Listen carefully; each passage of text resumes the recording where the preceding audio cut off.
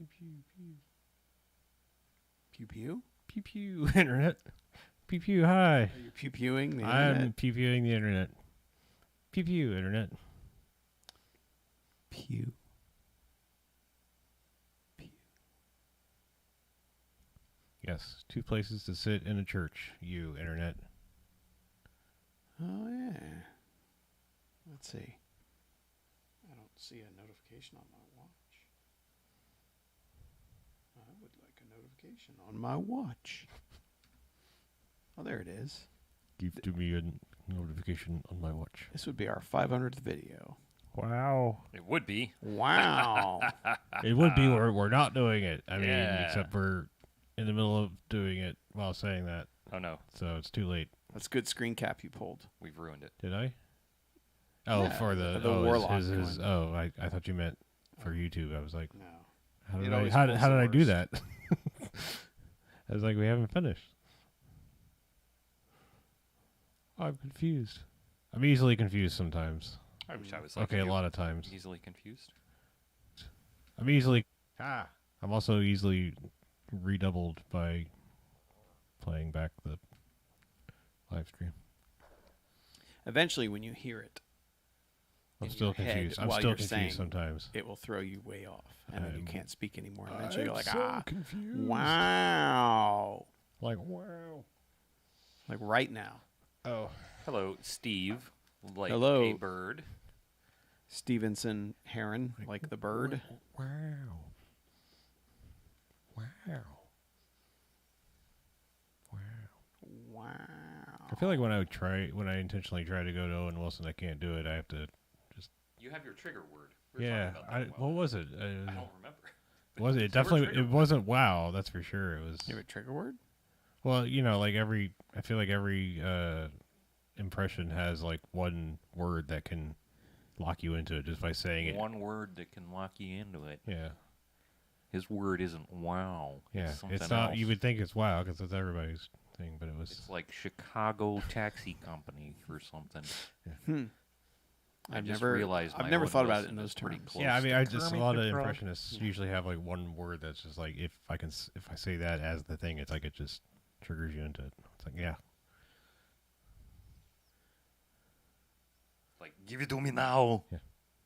For a real Arnold, as opposed to, Get to the chopper. get to the chopper. That's the crazy Arnold. I think one that should be used more often is give these people air. Give these people air. There you go. Yeah, you got to have multiple syllables in air. Air. Cohagen, give these people air. Love it. I should watch Total Recall again. Yeah, you should because it fucking rules. It's pretty good, yeah. Yeah. I watched it sometime last year. I don't remember why. I just watched it. And did it fucking rule? It did. I think the thing See you at the party, Richter. I need to watch Commando more. That's one I've not seen enough. Dude, Commando's pretty good. You should watch it. Commando is legit like someone was like, what movie would appeal to him the most? Speaking specifically to me. Oh, And then they made that fucking movie. And then I didn't realize they made it until 10, 15 years after they made it. And I was like, holy shit, look at this fucking thing. This movie's perfect. put that cookie down, Steve. Let off some steam. It's not a tumor. Stick around. Wrong movie. Wrong movie. Both the wrong movie. Where's the put the cookie down from? I don't remember. Oh, is that from Kindergarten Cop? I assume that had Probably. to be from Kindergarten Cop. I mean, where else is he chastising someone for picking up a cookie? But for Or it could Kindergarten be Jingle All the Way, could which it I've never Could be seen. Jingle All the Way. It could be. Really? Yeah. but Do yourself Jingle All the Way is not as bad as you seem to think. Whoever you is that thinks it's bad. It's me. It's not that bad. Steve thinks that quote is from Jingle All It's the Way. that's bad. I would trust Steve. Steve knows things. He does. He's made films, He which has. is more than we can say. I've made a film. I've You were there. Mm-hmm. I've made some, but people aren't allowed to see them. I don't exactly go showing mine off. Oh, I don't know. That last one I thought was pretty dope. The Actually, yeah, the ones you guys made were good. The first The one, silent one I liked. the first one I did was not as good. There were too many cooks, I think.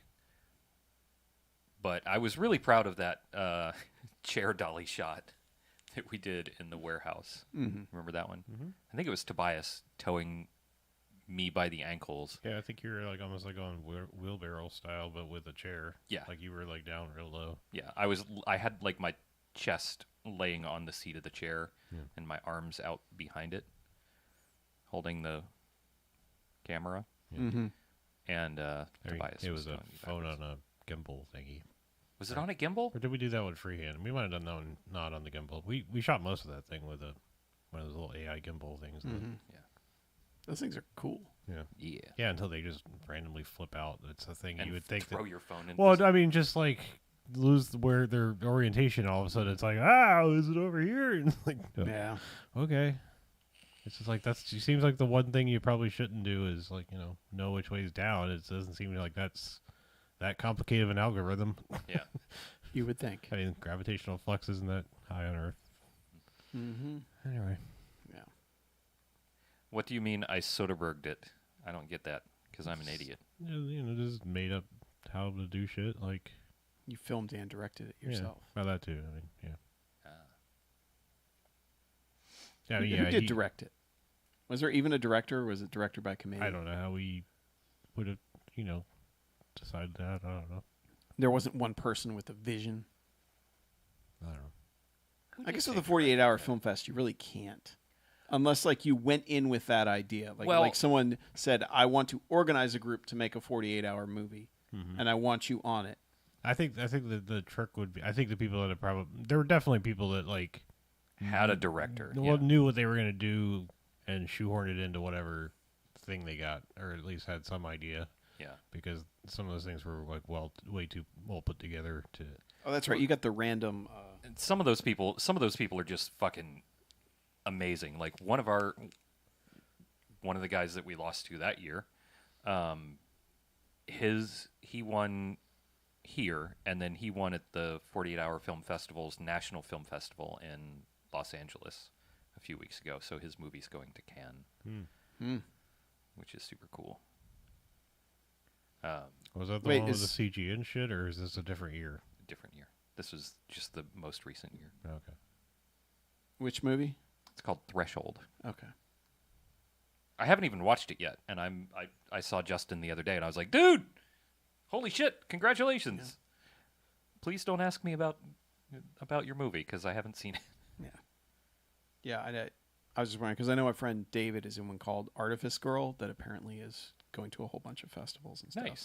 Like not like, hey, we submitted it. It's like they were invited to bring it to very festivals, cool. which is always good. But yeah, I think if you have a person who is experienced being a director, you can just have that person be the director. It's fine. If you have the guy that put up the money decide that he wants to be the director, then you have a bad time. Mm-hmm. But you don't have to spend any money. That's true. You just spend a whole weekend being annoyed. Oh, there is that. Yeah, I think the secret sauce is to maybe in the future, if I ever did it again, would be to like divvy up jobs a little better. Just because I feel like the editing was all rushed at the end because we were kind of all doing everything, and I feel like if someone that was just the editor had been left behind and maybe worked on a little bit at a time, like maybe throughout the day, someone could stop and Dropbox some files. Should have given the dailies. Yeah. I'm just saying, like like shoot them over there and like keep working on stuff while other people are shooting stuff. It just wouldn't be so rushed. Because that was the main thing. It was like editing was like fucking frazzled. Like this has got to get done. Honestly, I think we did I sat there and gave input, but I think you did a fine job on the editing. It was fine. Well, I mean, in watching it back, everyone's always critical of their stuff, but I'm like, really, really need to tighten up the editing on level 3 or the graphics on level 3. But like the montage, need to be way, way quicker paced. The doors montage. Yeah. I mean, just like the tweaking the balls or whatever the hell, and all the things Oh. coming down the conveyor belt. All that just need to be a lot wrenching the faster. balls. That was my favorite. One of my favorite parts was just how dumb that was. Getting your balls tweaked. Well, the guy's job was a sporting ball tweaker. Like, we found this for those out there in viewerland. We found this like little chute thing, this conveyor belt chute thing at this place I used to work, and we just have somebody behind the plastic flaps throwing a ball down, and then my character would just grab a ball and take his wrench and just go and set it on the conveyor belt. Yep. And now that place no longer exists. Yes, that's correct. It's been So razed to the ground. it Yeah. has Jen and I took video of part of it.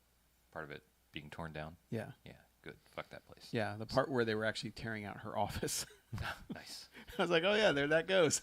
So I would have is- had to do like 3 days worth of videoing to Yeah.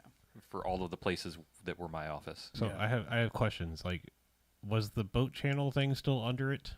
And Yes. Yes. is it now freestanding, or did they just cover it up? It's still available, but I don't think they took the top off of it. Yeah. I think Okay. structurally that was a bad idea. I thought that they were going to take the top of it off. I thought that was part of the plan, but and they still might.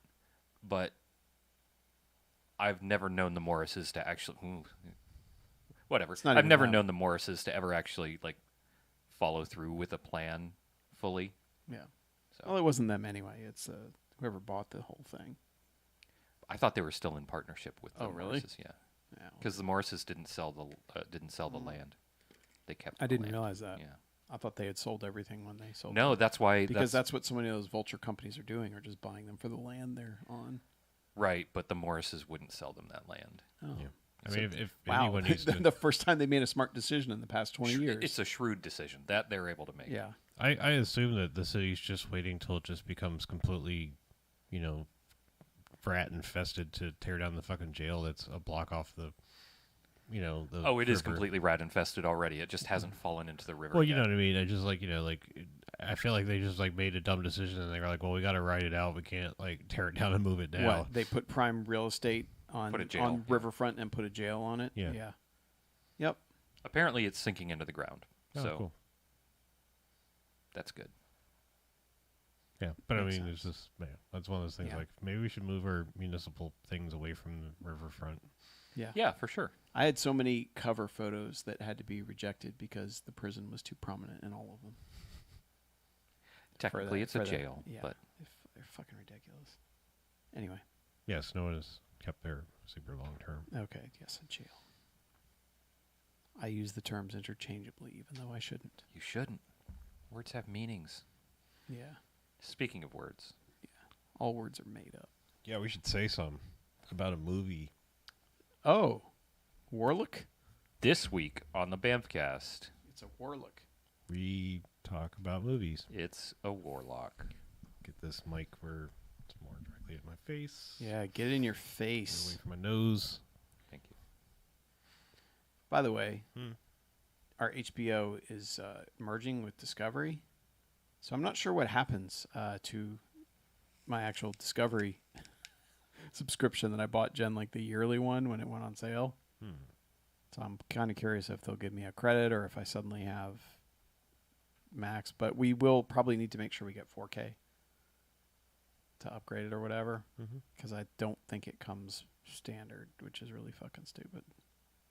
Who's changes? HBO's changing it to Yeah. not include 4K now. Yeah, it'll be Max, and I don't know what exactly everything will include. So but- it's just going to be called Max, just Max. Just they're dropping the Max. HBO Yep, from HBO. and they're Max? adding My Big 600-Pound Life and all that other, and Hoarders and all the other trash that's on the Learning Channel. Okay. Also, food things that I watch. All right.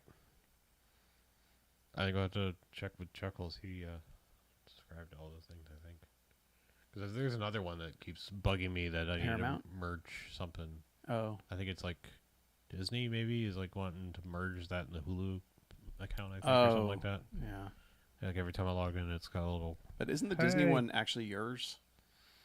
I didn't think it was a BMFcast account. Yeah, shit, you're right. Yeah, no, I think I'm still on mine because we were waiting for because Chuck and I bought like 3 years originally when it was at on the sale. cheap price. Yeah. Makes sense. So yeah, I think we were just waiting for that to wind down before we made it a group account. I mean, I think we have Hulu already, so we can probably we have Hulu. We got yeah, Paramount. so we should probably just lump that in, I guess. Yeah. Yeah, it's weird.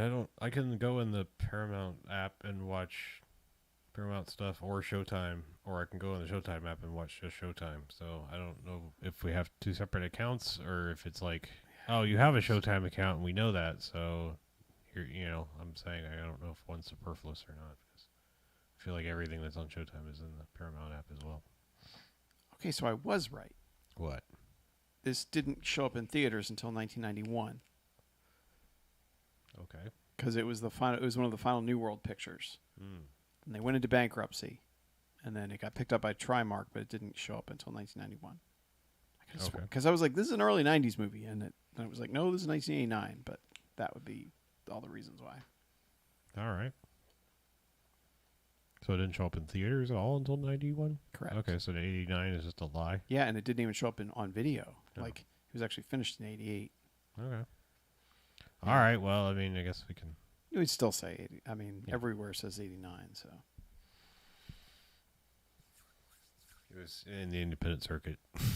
Yes, You got a film festival. it had a You run got- at Cannes, you got and a then... can and, yeah, palm. They got the palm to fire. Yeah.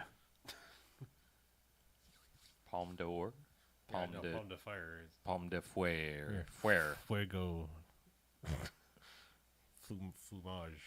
Fromage. Yes. Palme de It's- Flamingo. It's the, Palme de it's Flamingo. the hand of cheese. I know my French really well. I can tell. Yeah. See. Yes. Pamplemousse. All right, welcome to the BMFcast. Hey! Hey! BMFcast. Amcast. Episode 576. Wow. Yeah, Sounds about right. numbers keep going up. So I'm Harlow, I'm Mackie. I'm BJ. and what we do each and every episode of this here at BMFcast is we watch ourselves like a quote-unquote bad movie. Then we come in here and talk about it.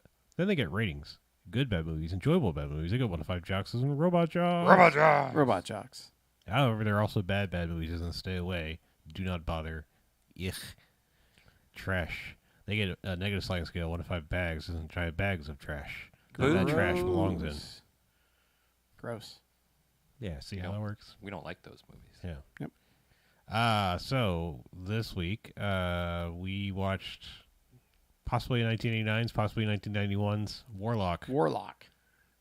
Uh, Yeah, it was originally finished in 89, Yeah. but their distributor went bankrupt, so it didn't actually show up in theaters till 91, and then Right. video shortly thereafter. so it's credited everywhere as 89, but that's the whole story. And Mm-hmm. now you know. Yes. That's a bad tagline if I was a news person. It would be. But Yeah, now you know.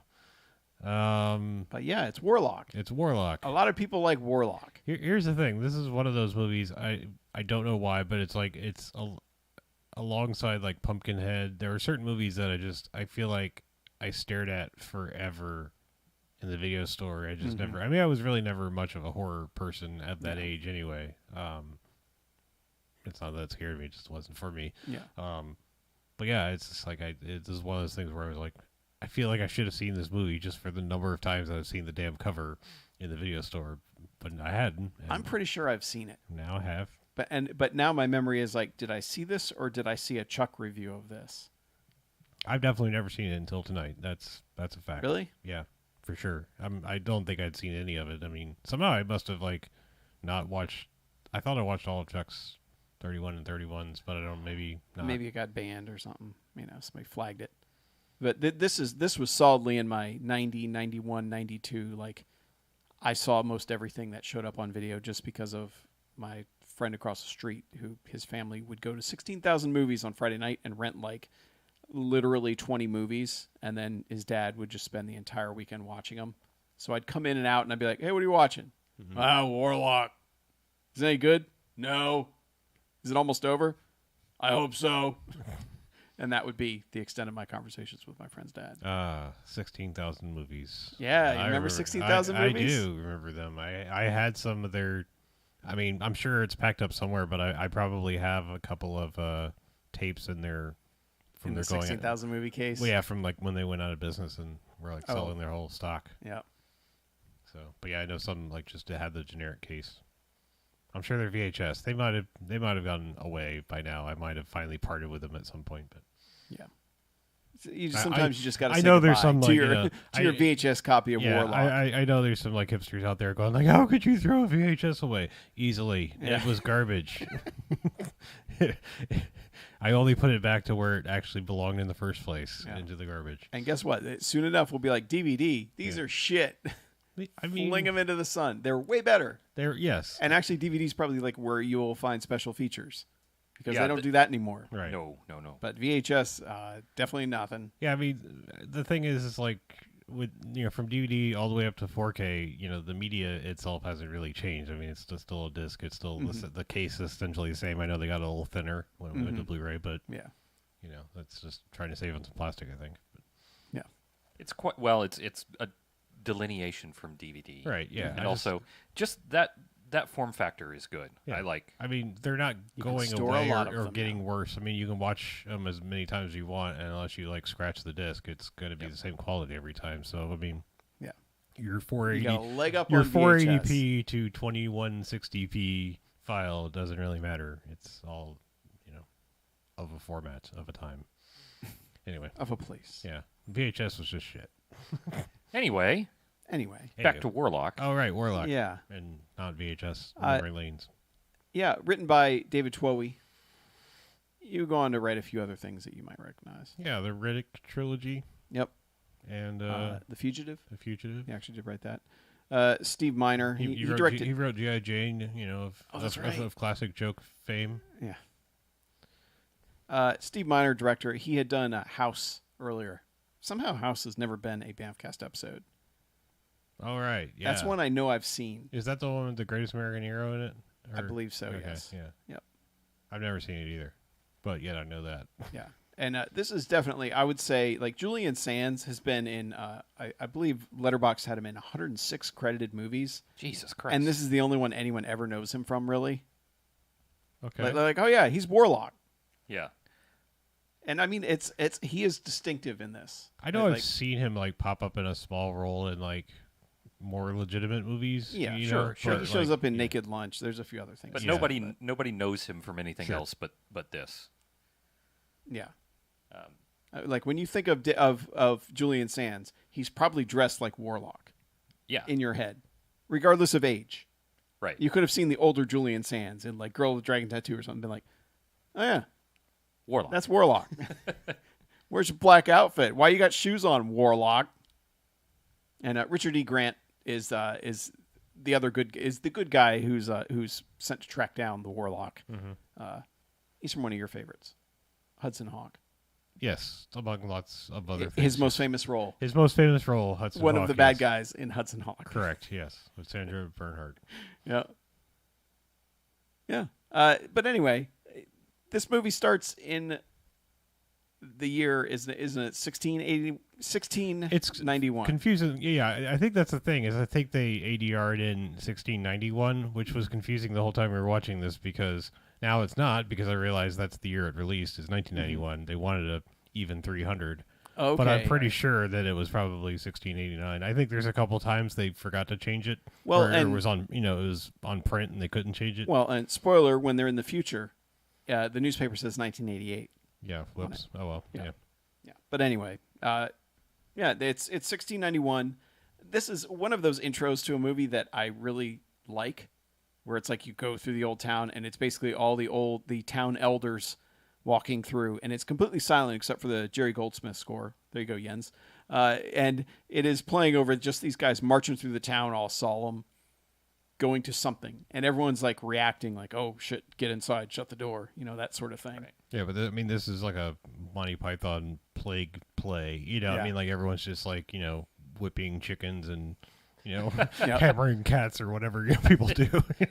I'm just whatever we thought Yeah. people did in the Puritan Yeah. times. 1691.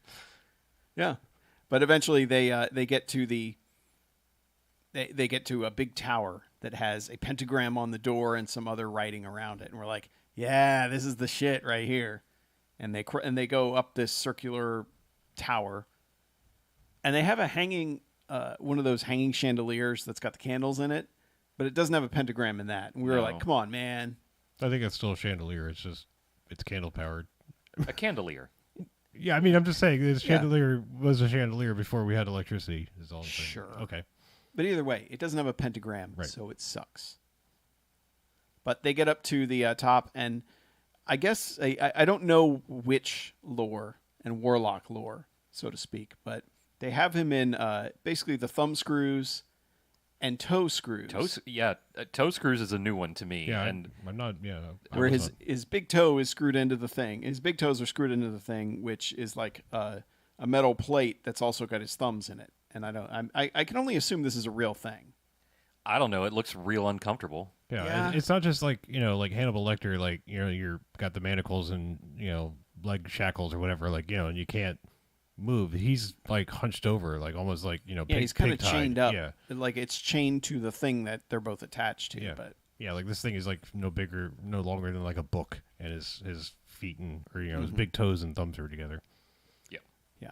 But then the elders get up finally. Actually, I don't think we knew this at first. It's not until like Richard E. Grant comes in and like kicks him and flips him. They were like, oh, he's actually. We thought he was just like shackled to the floor. I thought he was shackled to the floor. Yeah, that's what I thought too. Yeah. But yeah, he gets kicked over, flipped over end because he's not only is he like hogtied with these thumb screw type things, but like he's chained to the wall too, and so he comes and like kicks him over. Yeah, because the elders ask him like, "All right, will you confess your sins? So you'll get a better afterlife, basically." Because like that's the funny thing about all of them is it's never like, "Hey, do this thing, and maybe we won't hang you and then burn you to death." Right. It's always more like, do this thing. We're going to hang you and burn you to death anyway, but just do this thing. It's really going to suck, but maybe God will forgive you. I don't know. I mean, yeah.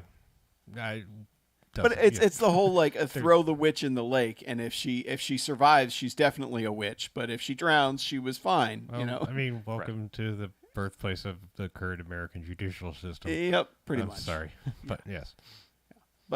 But anyway, Julian Sands is just like, nah, I'm a warlock. Suck it. And they're like, okay, all right. Let the record show he did not confess to anything. And that's when let the record show he is a warlock. And then they kind of leave him alone with Richard Grant for a minute. And Richard Grant's just like, hey, warlock, you suck. And he's like, yeah, well, you suck worse. And then he gets kicked in the face by Richard E. Grant. And that's when he gets flipped over. And he's just like, you'll be dead tomorrow, so fuck you. And he goes, well, a lot can happen in a day. Yeah, he's like, have you heard of my boy Satan? Yeah. I'm not worried. Yep. And then the Richard E. Grant goes downstairs and the door starts shaking. Yeah, I was gonna say like he had time to plan his escape. It's a little weird that he just waited for him to show up. Almost be close enough to maybe stop him. I don't know. He wanted to be dramatic. I suppose. Yeah, Warlock's likes a dramatic entrance and exit. I mean, look at him. Look at Warlock. He was like in Warlock school. He was like in the drama club. He was like, this is. Everyone in Warlock school is in the fucking drama club. Yeah, you couldn't get a ticket to Rocky Horror on midnight showing. Right. But yes, it's actually required viewing. Mm-hmm. But yes, in Warlock school, he was definitely in the drama club. So he's like, hey, let me show you some dramatic. He was like secretary stuff of the Warlock club. Yeah, maybe. We'll see. I mean, he does all right. But anyway, Richard E. Grant's like, oh, shit. Because he gets outside. You see, like, the storm clouds come and start swirling around the building. As we said, Ghostbusters is happening because it's that kind of, yes. Animated matte plate style sky thing, And it looks like shit, but I fucking love matte plate, like, animated sky stuff. It looks so fake, but it also looks so awesome. Well, in this, it's just not executed super well. It's the sky part looks cool. It's just not composited well. So the compositing doesn't work. It's not composited as well as it could be. Yeah. I think it's just I think it just speaks to the history of cinema. Like there's a part of us that like equates the fantastical with that look albeit not realistic at all. Oh, for sure. You know, it's sort of like I can only assume I mean, it may take another 100 years or whatever, but like people will stop accepting even like Muppets. I mean, like puppetry as an art form will eventually, I think, die off because I mean, people will just look at it and be like, no, like you know, in no way, shape, or form will I buy this, even if it looks like a silly thing. You know, I just feel like it's a ancient art form that's slowly dying down. You know, Muppets gave it another little life support for a little bit, Yeah. but who knows? No, I get what you're saying, Yeah. but I guess CG will have to still has a ways to go to Yes, really erase that from people's minds. But- probably. But anyway, the storm, the cyclone comes around the building, and Richard E. Grant runs back upstairs, and Warlock has already undone his little thumb screws and his foot screws, and he's like, "Oh yeah, what'd I tell you? Later, bitches. Bye." Yeah, I don't even think he has a time to react. He's just already become or he just he turns starts into fading a away. a cyclone. Yeah, Yeah, he starts fading out and turning into a cyclone, and Richard E. Grant tries to tackle him as he vanishes. And I guess he gets caught up in the cyclone? Is that Yes. what happens? Okay. yeah. I guess it's a time clone though, because like he cyclones out of there and into the future. Yeah, I mean, not immediately. We get a little bit of like introduction Yeah. to but they have both vanished. yeah. They Like vanish. the elders come upstairs and are like, "Oh shit." Mhm. Well, I guess our Warlock problem's gone. Yeah. I guess we don't have to burn those cats underneath him. That's true. I was wondering, there was a basket. They said one they scene. literally said you will be burned on a Right. pyre full of live cats. Part of the intro was the guy stuffing cats in a basket and carrying them to the pyre. But later in the movie, there is a basket that looks exactly like that basket. Oh, And really? I think I think it's in the attic scene, or Really? no, it's in one of the Boston scenes. Huh? And I was like, I Like in the swear basement that's- or whatever. yeah. I was like, that's ye gotta old be- cat basket. yeah. Yeah. Yeah, it's got Yeah. a little plaque.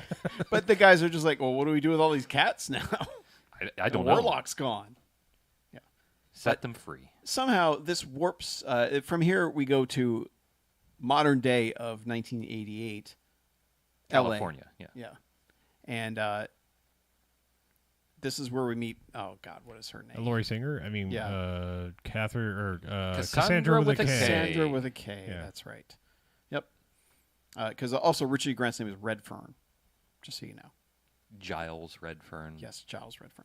But yeah, Cassandra is hanging out with her roommate, I guess, getting Yes. ready for bed, and I think she's his roommate. It sounds like it's his place, and she's crashing there. yes, Yeah. She's Yeah, renting yeah, a room from as it's explained man. later.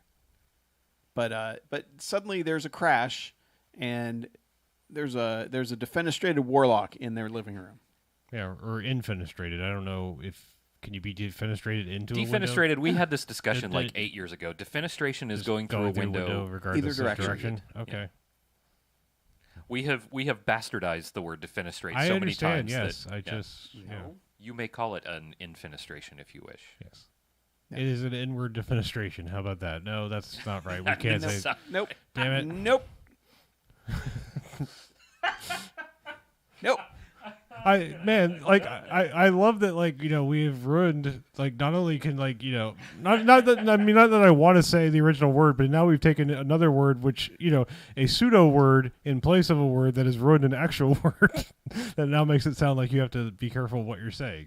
Because breathing and things is an inward. Inward.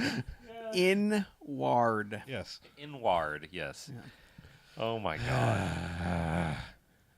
I caught it as soon as I said it. I was like, No. all right, yeah. So anyway. Before I had to cut back in, let me Okay. And yes, he was in boxing Helena. I forgot about that one. Your mom's in boxing, Helena. How's she fare? You gotta cut me, Mick. I can't see.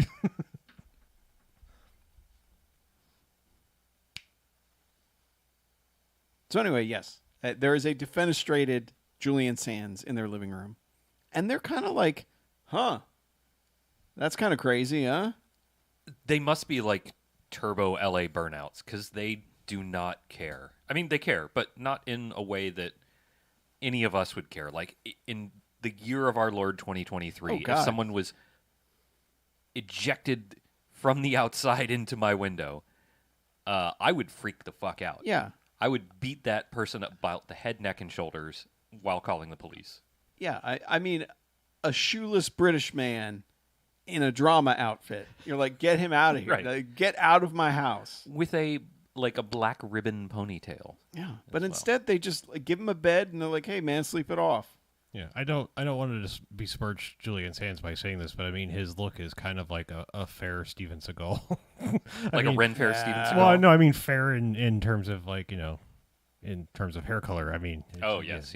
But also Ren Fair Steven Seagal. All right, that too. Yes. Also, every look he gives is sinister in this movie. I don't think there's a single scene where he doesn't look sinister in some way. I don't think he can help but look sinister. He is trying in the scene later with the kid. Yeah. But by virtue of him being there with the kid, it is sinister anyway. Yeah. Yeah. But anyway, they let him go to sleep, and then he wakes up and sees that it's 1988 and freaks out a little bit. And she's like, you know what you should do? You should just sleep this off. Don't worry about it. She basically just puts him down to bed like a child, and Yep. he And he just immediately falls willingly back lays asleep. back down and goes to sleep. Yeah. Traveling through time, it just makes you sleepy. It's exhausting. Yeah. Almost 300 years. So she goes to work at a diner, and her roommate is just cooking up breakfast, going nuts. Like, he is doing a lot of work for himself. You know? Like as far as breakfast goes? Like, as far as the breakfast goes. Yeah, I mean, he's making chopping himself- up a lot of chives. There's a lot of vegetables involved for it to be a breakfast. I assume he's making some kind of fancy omelet or something with all those veggies Probably an that he's omelet, chopping yeah. up. But yeah. Yeah. I mean, he's got like scallions and mushrooms and shit. He's making himself a nice breakfast. Yep. And Julian Sands comes downstairs looking like Julian Sands, just like giving evil looks the whole time. And he's like, "Oh, hey, buddy. Hey, you want some breakfast? Hey, how's it going? Good to have you here. We'll get you a ride back to downtown in just a little bit." Hey, you checking out my ring there? Yeah, look at my ring. It's a Scorpio ring. I don't believe in astrology anymore, but you can't have my ring. Yeah. He's like, the astrology is very 60s. And Julian Sands is like, no one 1660s. believes in astrology, huh? And Yeah. and he's like, "Yeah, I'd give you the ring, but I broke my finger, so that thing's never coming off. It's stuck on down there." And Julian Sands, the Warlock, sees this as an invitation. Well, he's just staring at his knife that he's cutting food with. And he's like, "Hey, buddy, what you staring at? You want some chives?" And Julian Sands takes that as an invitation to take that ring. To just fucking chop his finger off. Yeah, he just grabs the knife and just honk, and then takes the ring and puts it on. And this guy is just like, like he's and it's not even that because he's a gay character. He's just like not freaking out to the proper level that a man just cut my finger off Right. in my house. Once again, like a defenestrated drama kid has landed in your living room. Don't really care. That drama kid has now chopped your finger off. Right. Freak out a little more, buddy. He just doesn't have that much freak out in him, I guess. I guess he goes into shock immediately. I don't know. Maybe. Either way. He's super chill. Maybe he's on lots of drugs. Yep. And Yeah. then Julian Sands is like, because he warlocks the door shut. Mhm. He does a little magic thing that shuts the door. He warlocks the door. Yeah, he warlocks the door shut. And then he, Because the guy was going to try to deadbolt. yeah. and then he gives him a big old smooch. Yeah, but it's An excessive smooch. it's excessive. There's lots of tongue. Too much tongue, in fact. Too much tongue, because as we learn very quickly, he bites the man's tongue out and spits it into the cooking omelet, Just into the frying pan. Yeah. into the frying pan. And then we cut directly Yeah. to a grill for Yeah, the match second cut time. to Yeah, the we grill cut over out at of the work. frying pan over. We pan over to another. No, actually, we match cut over. Yeah, we match cut to someone making an omelet in the diner. And we learn Out later of the frying that pan he used the into the tongue frying in pan. an omelet. Mhm. But this is a different omelet.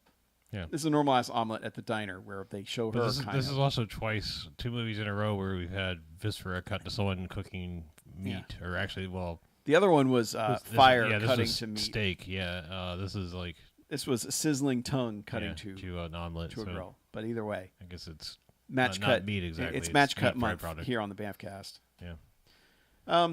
But yeah, from here, she's like summoned to the police station, and they're like, "Tell us about your friend. You know, how many? God, Tell me the names of all of your all of his lovers. roommates' lovers." Yeah, And she's like, "No, this is not that kind of situation. yeah. This is clearly the guy that we let in that flew through our window last She night. never says that though. No, she does not. she Never doesn't. says a thing about Warlock. Yeah, well, the other thing is she doesn't really say until she's almost out of the room is that it has been shown very briefly that she is diabetic and must take insulin.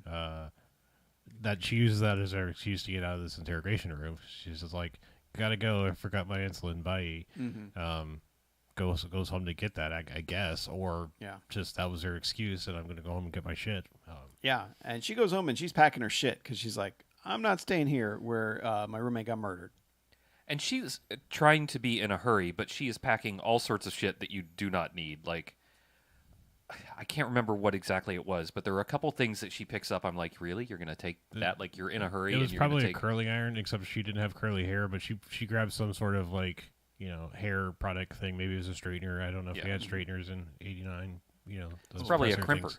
Yeah, Probably a crimper. yeah. But yeah, But she's packing just dumb shit. right. We get a Of course, her room is decorated full of dumb shit. yeah. She's got like she almost looks like someone splayed a prom dress and put it on her wall. Is what it Yeah. looks like. I mean, Yep. And there's like a mirror frame that's made of like Cupid dolls. It's really like yeah. We get a not cat scare. We get a cat fake out because like she there's- hears a crash. Yeah, there's like a slight rattle or something, and the cat just not jumps out like hissing. He just kind of like "Meow," out of a room. Yeah, it kind of traipses Yeah. out of the room. It's one of those cat scares that's not set up properly at Right. all.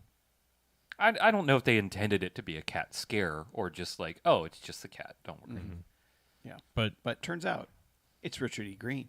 yeah, he's. I mean, I don't think we really properly painted the picture with him. Is that he looks like a extra from Braveheart? Like Yeah. I mean, he's wearing like. I mean, he looks like Canadian Braveheart, like full fur trapper, like style. Yeah. He's wearing a bunch of furs. Yeah. Yeah, and to their credit, in this movie, they never change his costume. There's never a, hey, you're a modern day guy now. You need to wear modern day outfits. Right. No, They're like, they- no, keep your fucking fur Yeah. trapper outfit that's got to smell like shit. Oh, it does. I mean, It's got to smell like the 17th century. It's at established this later point. when she tries to cuddle with it. She's like, no, thank you. Yeah. Yeah. But he's also got like full William Wallace hair too. I mean, Yeah. it's a He is rocking Yeah. he's rocking the freedom mullet. Mhm. It's pretty badass. But in how all of these movies go, considering she was completely nonchalant about Warlock being in her house. This guy, she's like, oh no, I'm freaking out now. Like, there's something wrong with you. I got to call the cops immediately. All this. Well, you can handle one interloper from the 17th century in your house if you're a blasted out Yeah. LA burnout. 2 is a bridge too Two far. is a bridge too far. Yeah. Okay. But either way, she immediately calls the cops and is like, hey, there's a guy in my house. Get over here. And he's basically like, all right, the Warlock, you know him. I know him. Did he bleed? Did he cut himself? Is he anywhere here? Like, where there's blood all over the place. if 'Cause he bleeds, we can track him. Yeah. And she eventually is like, yeah, here. And despite having called the cops on this guy, empties out the vacuum cleaner in Well, a pile he's- of ash. He's manhandled her a few times, so like she knows he means business, and she's just got to get along until the cops get here. I think. I guess. But either way, they find a shard of glass in the waste bag from the vacuum cleaner. Despite the fact that he was clearly bloody as shit when he came through that window. Yes. There's got to be a bunch. And he complains. He's like, "Oh, it's not much. I don't know. Maybe it'll do."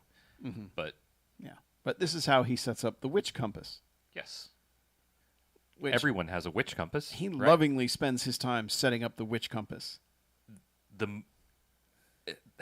The director had to love the witch compass as well because they make him spend a lot of time. Well, and also the setting it prop up. department had to have been like, all right, dude, check out this box. Because the box is an elaborate, cool-looking Yes. box.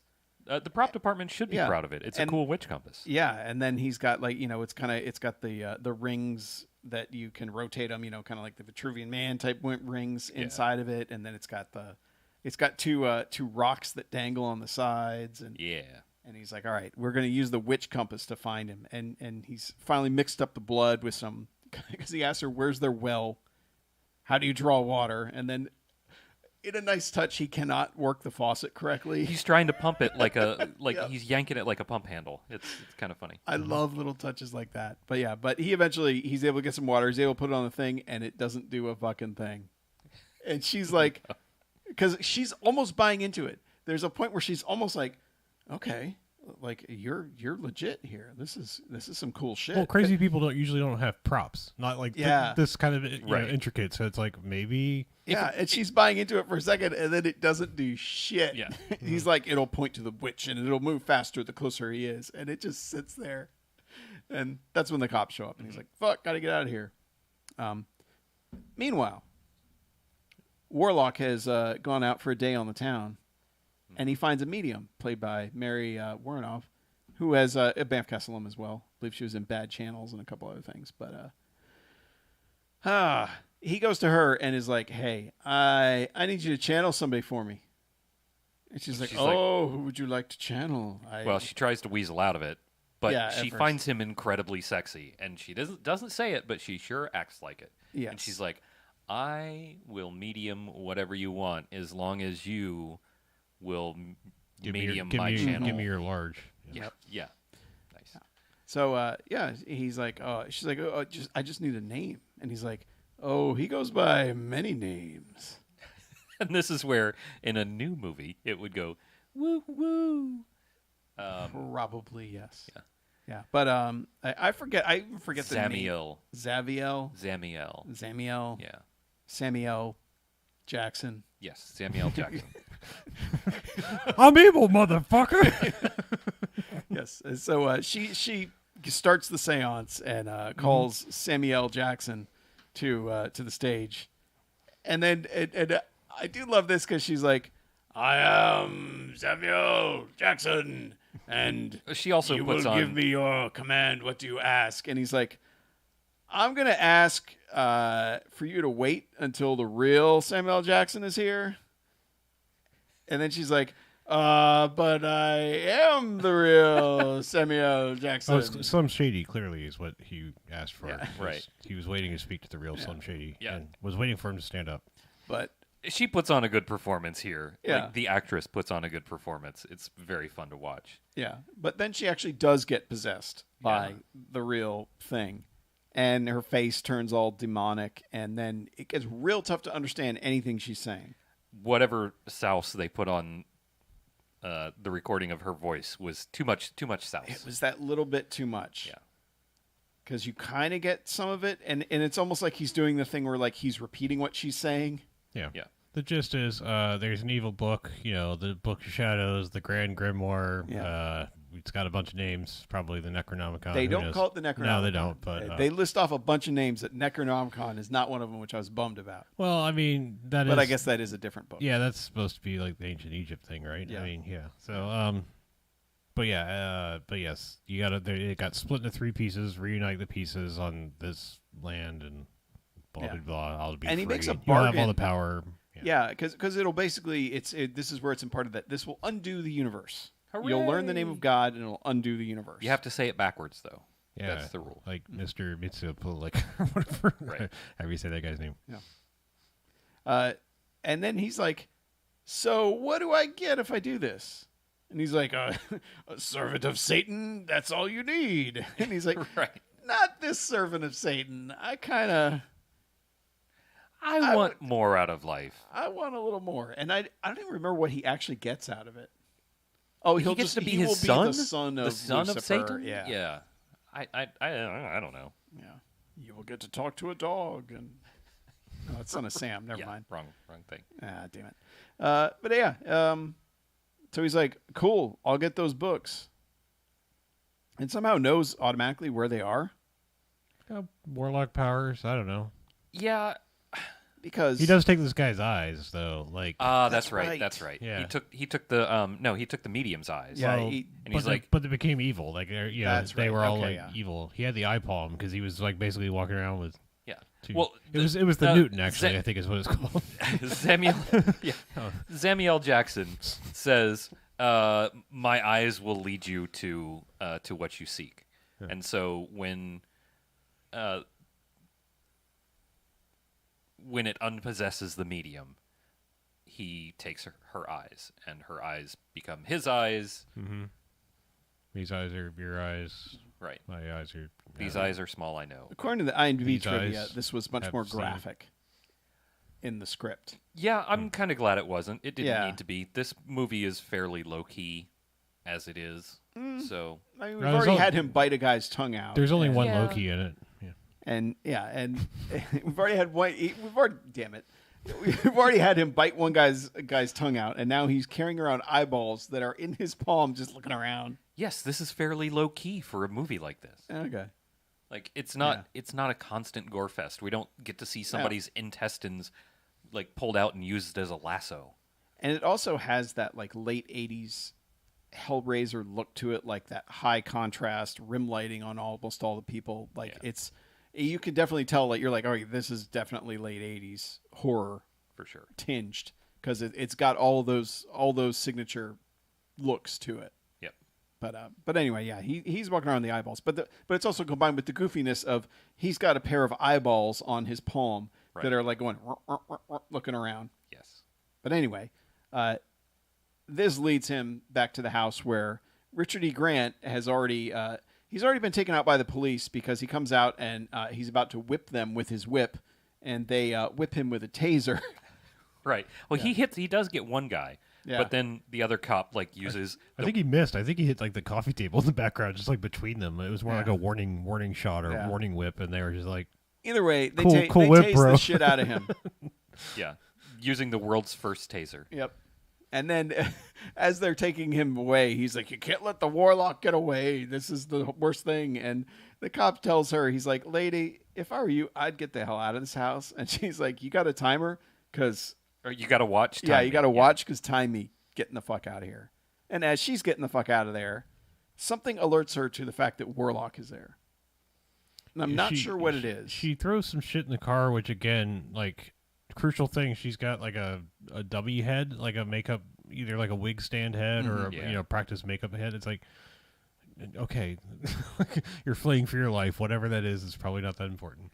Obviously, her priorities are way out of whack. True, but she goes back in, I think, for one other thing, and then Warlock. Oh, I know what it is. She goes in the bathroom and the compass starts working. Oh, right, That's yeah, right. Yeah, Right in front of her. She's like, oh shit. And then Yeah. she looks and the compass is pointing to the front door. And she looks and there's Warlock out there looking at the palm of his hand with those two eyes in it. Mm-hmm. And she's like, oh shit. Shuts the door. And of course he gets in. yeah. And then I don't even know why he grabs her, but he drags her into the living room and then smashes the shit out of the table that's there. And it turns out pages of the grimoire were hidden in this ancient table. Just the most convenient fucking thing ever. I mean, like, there's no reason why he was led to this. Like, it would make more sense if he'd stumbled into their lives after, the destination, but like, Right, the medium thing Right. should have come first. yeah. Right. The fact that this So is he here, can pretend that he had ended up there just so he could get to the pages. Sure. Yeah. Yeah, but Yeah. as he's beating the shit out of the table and retrieving the 1/3 of the book, she retreats back to the bathroom again.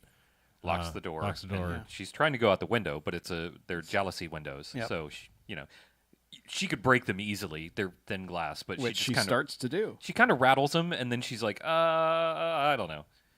And Yeah, and then she starts smashing them with her little that's right. mirror. She does grab the mirror. And all of a sudden, Warlock's out there and is like, ha-ha. Yeah, he just like hands through the window and Yeah. grabs her. But then like He grabs her and he just takes her bracelet. Yeah, well, he like sort of like grabs her and then like throws her back. But I guess he grabbed her bracelet in the Yeah. meantime. And then he immediately does a little poem. Yeah, he puts a hex on her. Yeah, that basically says she's going to age 2 decades in a night.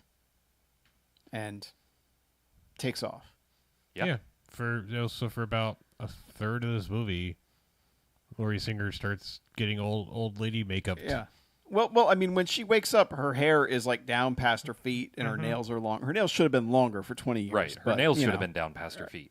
I But mean, anyway, Yeah. yeah. I mean, it's a decent enough Rip Van Winkle effect, I suppose. it's yeah. okay. Well, this first one, she goes from 20 to 40, and basically all they do is make her hair long and a little bit or a lot And they less gray it vibrant. out a They little gray bit, it, yeah. and they kind of like hit her face with some powder, so she looks a little grayer overall. Yeah. In her Apparently, face. there were more prosthetics, and she rejected them.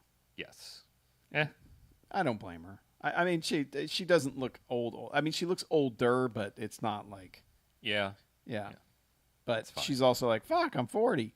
I do like that her red hair is way at the end of the tail. That was a good look. Yeah. But she is freaking out being 40 because she was 20 Well, before. Yeah, so she immediately goes to, and also before we even get to the fact that she just goes and bails out Richard E. Grant, Right. like gets him out of jail because she's like, "Fuck, we got to figure this out here, buddy." But like, it's such just a dick move by Warlock. Oh yeah, just like get fucked. And in the end, she probably wouldn't even have gotten involved in anything if he had just left. Or And if guess he had what? just murdered her. Or done that.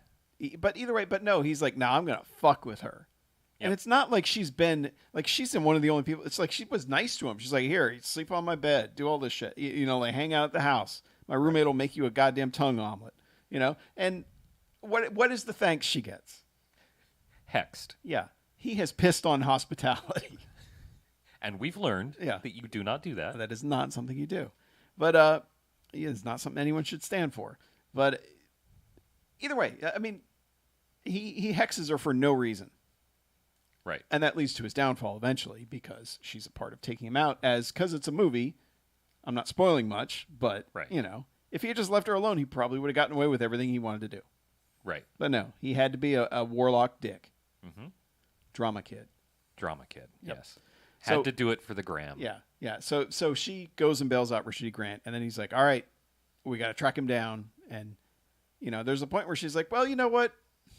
I'm 40. I'll figure my shit out. Yeah, it could This be sucks." worse. Yeah, she just kind of accepts her fate because he's like, "No, we got to go track him down and get your bracelet back. That's how we cure you." And she's like, "I don't know if we should do that. I don't want to do that. Like, Yeah. I don't like him. I could I'm lose not- 20 years of my life or all of the rest of it. Right. Yeah. Yeah. So I mean, she bargains pretty quickly that you know what? I'm just gonna be 40. Could be It's worse. cool. And he's like, you do realize like the curse keeps working, right? It's 20 years a night. Yeah. Every night. So by next week you'll be dead of old age, if And that's not when sooner. she kind of really freaks out about that. Yep. And so she's along for the ride now, begrudgingly, but I mean, it's that or just die in a couple days. So she's like, I guess die another day. I mean, 5 days max. I mean, Yeah. if you're lucky. That's I mean, well, already the way 20. I'm saying. I will say the way she acts, she wasn't going to make it to 80. No. right. Because when she turned 60, because spoiler, they don't find him in a day. When she turned 60, she's like, "Oh, I'm so old. Oh my god." If she hadn't settled it before then, her bones were just going to disintegrate Yeah, when she hit that next point. yeah.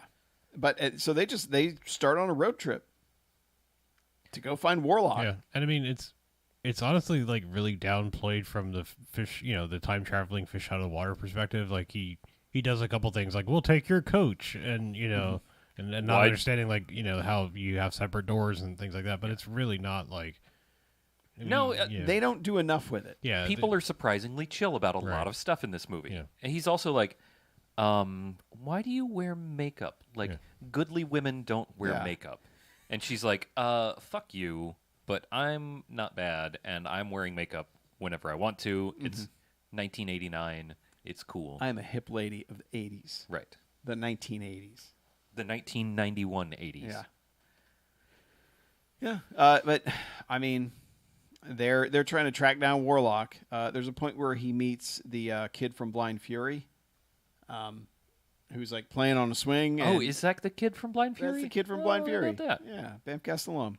But he meets this kid, and the kid's playing a little electronic football, and Right. decides he's going to show Warlock how to play electronic football. And Warlock punts on first down, and he says, "Not even the Bucks do that." Not even Tampa Bay would do that. Yeah. Yeah. This is and I can tell you right now that Warlock picked the Patriots.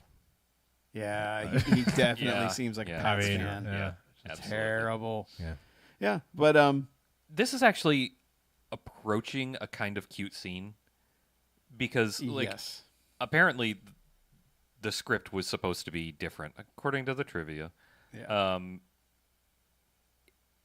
The Warlock was not supposed to be such a bad guy after all, and this, I guess, was supposed to be one of the showing he's not that bad of a guy. So this is more like the Frankenstein's Warlock scene, and instead of chucking the girl in the lake or whatever, becomes friends with her. Yeah. Okay. Yeah, but in this version, in the filmed final version, In this of version, Warlock, it's sinister as shit. he's a dick. Yeah. He's already cursed this woman to die for no reason. And now he, like, this kid is like, oh, if you're a witch, then how do you fly? And he's like, well, it actually takes a special potion. And then we just cut. Yeah, We find out later that he has murdered that child, taken its fat because it's an unbaptized child, Yep. and used that to make a potion. Yep. And they show him boiling up the shit in like a soup can, And there's and also then just straight up chugging it right off of the flame. there's also like a semi unnecessary scene of like sort of the crime scene where the mother of this child comes in, like, Richie Grant's like, Miss, I'm truly sorry for your lots, but like I need to ask you about some stuff. Like, Yeah, they think that a coyote has killed this kid Yeah. because Yeah. it's Oh, ripped that's up right. so Yeah, badly. yeah. And so there's gunshots out in the hills, and Richard E. Grant is like, what the fuck is that? And the gas station attendant says, well, old Jesse Jesperson's son was murdered by a coyote, so they're up there killing it. And it ate all the fat off wait, of the his guy body that did the and left the soundtrack, rest. the Jamboree guy, yeah, Jesse Jesperson. Yeah. But I just love that Richie Grant's like, I am truly sorry for your lots, but I gotta ask, Yeah. was that kid baptized? And she's like, the fuck, man, it's my son. No, his dad wouldn't allow it. And he's like, well, was he circumcised? No, he doesn't ask that. I really wanted to know. Hello, I'm a weirdo. It's nothing Warlock related. I'm just very curious about 1980s customs as far as that goes. I'm doing a study. I'm taking a poll of all the young children. No pun intended. In your town. But anyway, she's like, no. And then he's like, oh, this is bad. And she's like, why? She's like, because unbaptized male blood is...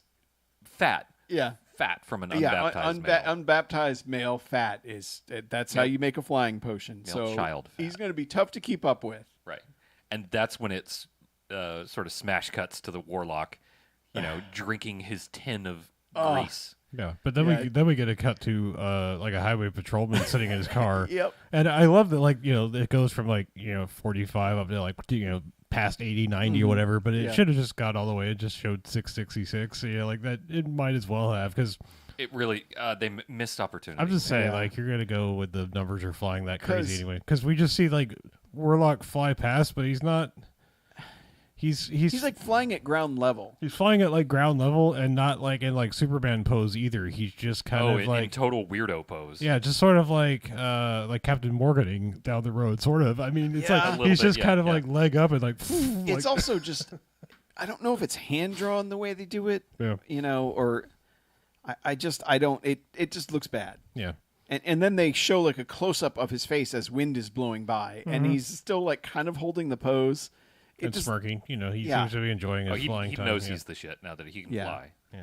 It just looks bad. It does. But I mean, like all the that's this film's main crime effects wise is all the flying stuff, because they do some wire work with him, but they clearly got their ground lines wrong because he never lands smoothly. Yeah. No. He always hits the ground like, ugh. Yeah, the bottom marks are off every time because he just like hits the ground way too hard. Yep. Yeah, and like at every takeoff is like awkward too. Like they're just not well timed. The frigging crew and him. Yeah, and the thing is, like, how many Shaw Brothers movies have you watched where they got this shit down? Not as many as you think. Like we haven't. There's not a lot of like. There's not as many wire food Shaw Brothers movies as you'd think. I think because it was expensive. Okay, yes, Yeah. but even still, there are enough. Yeah. That came out 15, 20 years earlier than this. Sure. Yeah. That knew what the fuck they were doing. And it's like, we can't figure this out. Superman, I mean, like the original Superman movies, flying doesn't look great. It still looks better than it does here. Right. Flying looks amazing compared to this. I mean, Yeah. But that's this movie's big issue is those all look bad. and not charming, like bad matte painting bad. They just look bad. Yeah. Yeah.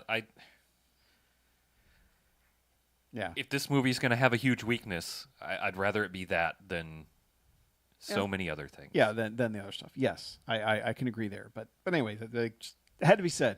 Flying, bad. And then aren't they just taking more of the road trip and they're just driving by and they're like, that barn? Yeah. Well, no, we get a little scene with the Mennonite dude and his son and his son's wife, I believe. Right. And his son's so the Mennonite dude comes out to the barn where the son's working on his truck, and he's like, "Hey, what the fuck happened to the milk? Milk curdled." Also, why do we have a truck? No. Yeah, it's obvious. Like I this, know. They might have trucks. I know that's Amish. I don't Mennonites. I don't know if they have trucks or not. Well, it's also obvious that the son is like a little bit more modern, and there's some whatever there. But there's something else that he says, or something else that he notices. He goes back to he's like, "Look, let the horse out. We got work to do today." So the Oh, dad goes right, back to the right. horse, and the horse is like sweaty as fuck. Yeah, wet and nasty, and Yeah. also annoyed. Yeah, I mean, it looked like blood almost. I was like, what the fuck happened to the horse? Because I do believe they show Warlock doing something in like a barn. I think that's when he's sneaking into the attic. Yeah, and he's learning the magic because they show him. He's got the pages and he's got the flame on his hand. And and he's doing like little tracers in the air. He's like, man, this shit's really kicking in. Yeah. And so they have that, and then that's when the guy's like, the horse is looking weird, and then goes in the house, and the wife is like, yeah, the bread didn't rise. It turned brown, but it never rose. Yep. And then at like the Wait, old yeah, he'd started the day with like the milk or the cream from the day before was already bad. yeah, and then so that's when he goes and grabs a ladder and he grabs some white paint and he just starts painting, and we're like, huh, what is that? And it cut back to Cassandra and Richard E. Green driving down the road. And they've rigged up the witch compass. Yep. In the car with a bunch of string. Yep. And they're driving, and it just starts going whoop. Yeah. And wiggling back Points and forth to a the little side bit, of the road. Points to the road. Points, and he looks and he sees the pentagram that's been drawn on the barn. And he's like, "Oh shit, get out there!" It's a hex sign. And he runs in the house and he's like, "Who is bewitched in this house?" And the son's like, "The fuck, get out of my house!" And then dear old dad comes in. And he's like, I forget exactly what he says. Well, the dad just comes out and he's like, "This house is bewitched." And then he's like, because he's like, who put the sigil on the barn? And then the old man's like, I did. And then he's like, Amish? He's like, Mennonite. And then they're like, they shake hands. They're like, good. And he, you know the signs. Richard E. Green's immediately like, we must get to work. And the old guy's like, yeah. And the son's like, the fuck is going on here? And he's like, did the milk curdle? Was the horse sweaty? Yeah. The bread didn't rise. Also, I have a hangnail. And I had a toothache this morning. Yeah. You know the sign, son. We must do something. Take the children and get the fuck out of here, you moron. And the son stops for a second and he's like, yeah, that's probably a good idea. Yeah. Smart. And he fucks off and he's out of the rest of the movie. Yeah. Good for the son, taking his family, get the fuck out. Somebody doing the right thing in a movie. And then the Mennonite just takes him outside and he's like, up there, points at the attic, and there's, the attic's kind of, the door up there is kind of propped open. Yeah. And so. And then we have a lot of jump to conclusions as far as like, I don't know how or when this was explained other than like, I don't know, do this because reasons. Because he's basically like, here, take these pennies. And put. They'll ward off. It's just Warlock shit. I know. It's just. First he hammers the door closed, and then they go to the pull down attic entrance, and he's going to creep up there. But increasingly older Laurie Singer and the older Mennonite dude are like down there, and he gives them 2 pennies each to put in their mouth, like one on each side of their, and it'll protect you from errant magic. Yeah, errant magic. And also, don't look in his eyes because he'll witcher you or whatever. Yeah. Yeah. Don't look in his eyes and show him fear. Yeah, he feeds off the fear. It's the air he breathes. Yes, it is. Isn't that a song? It fucking should be. Yeah. I'm gonna write a song. Yeah, called he goes up in the attic and starts creeping around, and he finds a page from the book. He's like, oh shit, and he looks at it and he's like, this is bad shit. He actually starts reading it out loud, and I'm like, dude, I've seen Evil Dead. Don't do that. Right. Well, he like sort of like half reads it aloud, and then he's just like, "Oh, fuck this shit," and tears it in half. Yep. And that's when we get the animation of it just reheals itself and Yep. puts itself back together with like a reverse shot. Yeah, Yep.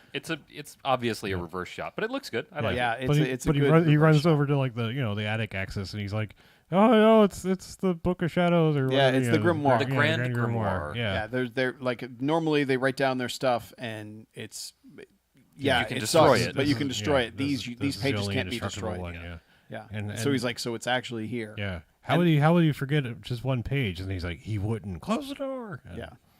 Yeah, And that's when he gets to confront Warlock finally. Mm-hmm. Warlock's like, Fucking fine. well, how the fuck did you get here? Hey, how'd you get here, Rin Yeah. Fair? And then he immediately tries to he's like, I will kill you, Warlock. And he stabs him in the gut and, does the whole like pull the knife up thing Yeah, just so he's he can gonna- be sure that he's gonna gut him properly. But Warlock has put the pages in front of his gut. Fucking drama queen,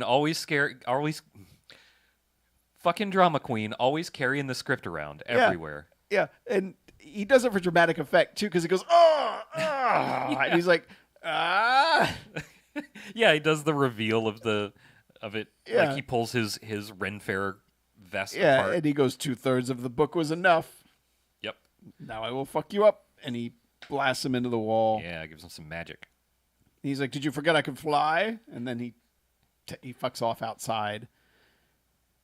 Well, that's when I think he tries to fuck off outside. Oh, that's right. Yeah, he rips the but door shut. But Oh no! What he does, he tosses Richard Green out the door, or out the wall, like he blasts him out the window that he had shut. that's right. He Yeah, does. and so he does it. This stuntman does a good fall off the roof. Yeah, it's a big oof. because he hits 2 levels of roof. I mean, obviously it's going to break your fall both times, but it's not going to feel good either time you hit either of those roofs. Yeah, it hurt on so many levels. Eh. And yeah, so he lands outside, and then I love that Warlock just kind of stands up top, like, fuck all y'all, because old Cassandra and the Mennonite come out there, and they're like, well, damn, are you all right? And he's like, yeah, get the fucking Warlock, and he's able to whip like his foot and yank him down, and they somehow actually get him to the ground. Oh, I know how, because It's the weather vane. yeah, Warlock has ripped a weather vane off and tossed it at them, but he doesn't hit him with the weather vane, but he rips the weather vane out of the ground and spears him. Does he spear? Yeah, Well, he yeah, spears because him he around. harpoons Warlock's him, flying 'cause away. he's, Yeah, he's like and he's doing the like Olympic style, like Oh, yeah. and then, Yeah, he's doing the good like guide. He's got the left hand guiding while the right is Right. Yeah. But he catches Warlock Javelin, in the whatever shoulder you as call it. Warlock's trying to fly away in a very bad scene, but hits him, knocks him down. Warlock's like, "Fuck, man, that Yeah. really hurts Right, like right Warlock. through the shoulder." Warlock seems almost invincible, but this does a lot of damage to him Yeah, for some reason. yes, for temporarily, because he heals up quick. Like there's no after effects of this aside from, oh shit, I got speared, and then they yank it out and they pin him down, and they've got like the foot thing on, Yeah, they've got and the they got cuffs. one of the thumbs on, They got one of the thumbs and one of the toe screws Yep. in, I think. and the old guy looks him in the eye. Yep. Yep. it just starts bleeding from the eyes almost. Oh immediately.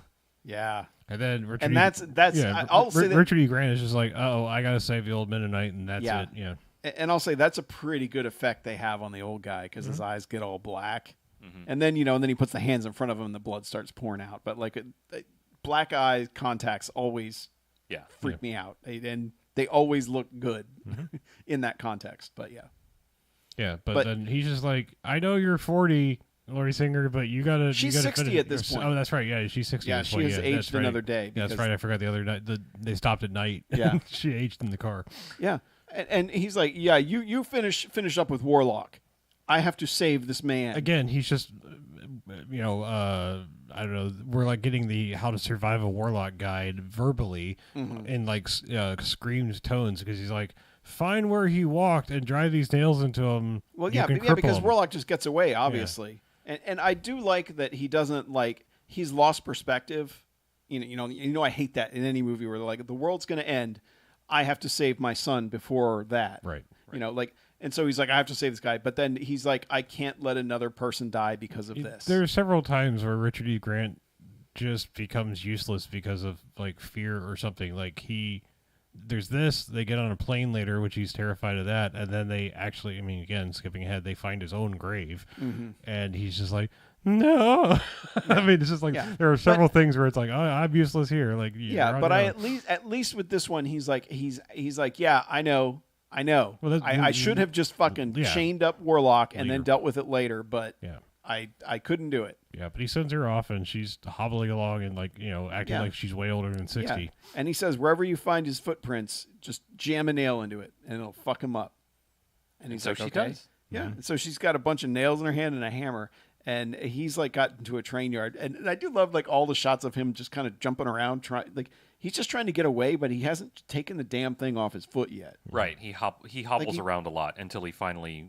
I guess he felt like he had to get far enough away. I also like there's a shot when she first enters the train yard. Now she's got this, like, it's not a modern day hammer, but it's not an ancient hammer either. It's like there's like somewhere in between. It's like it's like when when you say Mennonite Amish hammer, it's like okay, your hammer's you're not up on the latest hammer a technology. hammer that looks like it could be handmade, but probably isn't. Right, but she's got that in her hand, and then some like old like silver nails or whatever, big ass nails. Yeah, and like 9-inch nails are in one hand, and then like comes around the corner. There's two like train yard guys like, "Can we help you, ma'am?" And she's like, "Nope." And then just like leaves, and they're like, all right, well, these things happen. I guess ladies run around here with hammers and nails. Those guys just like, there was some old lady dressed like a 20-year-old carrying around a bunch of nails and sucking on pennies. I don't know. Oh yeah, that's she right. also She had also the fucking had pennies in her it's mouth. like sometimes you just let it happen. Yeah. What's going on over there? Just let it go happen away from wherever you are. It was a Friday or a Monday, and they're like, I'm not dealing with any of this shit. Just. I don't have time for crazy women with pennies. Yeah, they pull the Stanley from The Office where somebody starts explaining it. They're like, I don't even care. Yeah. Just go. Yeah. But anyway, she finds some footprints and is like, because he's barefoot. It's the only way she can. Yeah, he's been barefoot the whole damn time. But yeah, she finds one and she's like, all right, and pounds a nail, and you just hear him go, ah! And so she's like, holy shit, that's awesome. So she goes and finds like the next footprint, jams in, you hear him start screaming. Yeah. And here we get a little bit more of this weird footprint lore. Because I think she gets two, and then they cut to the inside of this train, this boxcar where he's hiding out. And he's in agony, but he pulls a board off of the floor and sticks his feet onto it. Yep. And I guess this prevents the witchering of his feet or something? They actually show a nail sticking out of the board itself, like where she's pounding over his foot. Okay. All right. So apparently the metaphorical nail or however this witch shit works, because she starts pounding and nothing, she doesn't hear a scream. Right. And she's like, oh, shit. And so she starts trying to pound it in further and nothing's happening. Yeah. And she's like, well, shit. But then she stumbles around and she finds the, big lump of dirt that he fell onto when he initially... Well, when he was removing his thumb thing, his foot thing. Right. Yeah. He leaned back on the dirt. Yeah, and it's an imprint of his head. Imprint of his head. And we're like, oh, it's fucking on, isn't it? And she knows it, too, because she can see... I guess she could probably see the little ear outline. Yeah, she and sees she's some like, ear indentations. Let's hope this works, because, she doesn't know. Oh, and spoiler. Oh, man. She drives that fucker home. And it's so good. And reader, he fucking hates it. He hates it so much. He passes out, basically. Yeah, he passes out and, arm falls out of one of the boxcars holding her bracelet, and she sees it. And she's walking over to retrieve it. And I think it's like... Literally, as she spots it, the train starts moving. Yeah. And she's so old. She's like... Oh no! Yeah. I can never catch the train. Yeah, it's unstoppable. And she is hobbling her it's way. It's a Warlock the size of the Chrysler building. God damn it! I was gonna make that joke. She is just walking her way over there, and she finally, after God knows how long, finally catches up to it to try and grab the bracelet. And of course, he wakes up and grabs her arm, and so she just starts fucking wailing on his wrist with this hammer. And to be honest, fucking good move. Yeah. It works. Because he lets her go and also let the bracelet go. But she didn't know that. She just lays on the ground for, a minute or so, and it's just like, fuck. And Yeah. the thing is, fucked it up. he's got his head sticking out the side and looking at her like, fuck you. Yeah. You know, and like more like, man, that fucking sucked. Fuck you. Yeah. Like that's the look that Julian Sands is giving her the whole time, just staring her down.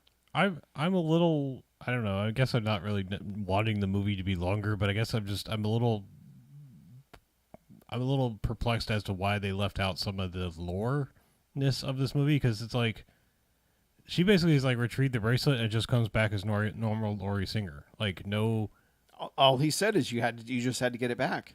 I And know. it would break the I mean, curse. it's just like, I guess you would think we You would wanted see deeper it. lore. Well, I lore either want to see it with like, I guess just my brain is like, trained with Lucasfilm magic that I'm like, I want to see that de-aging, Her de-aging, yeah. or like, it be a thing, like a ceremony or something that he had to mumbo jumbo her back, or I don't know. It's just she just basically shows back up out of the shadows, like, look, I got red hair, or, I got my weird blonde Blade Runner wig on. Also, I'm out of here. Thanks. You wanted a Lorelock instead of a Warlock. Yes. It's infected you, hasn't it? Everything has infected me, man. My brain is poisoned by Harlow, by the internet, by Yeah. But yeah, this has healed her. But I'll say this, like, I think that the lore, I didn't have a problem with it, with him just being like, it breaks the spell.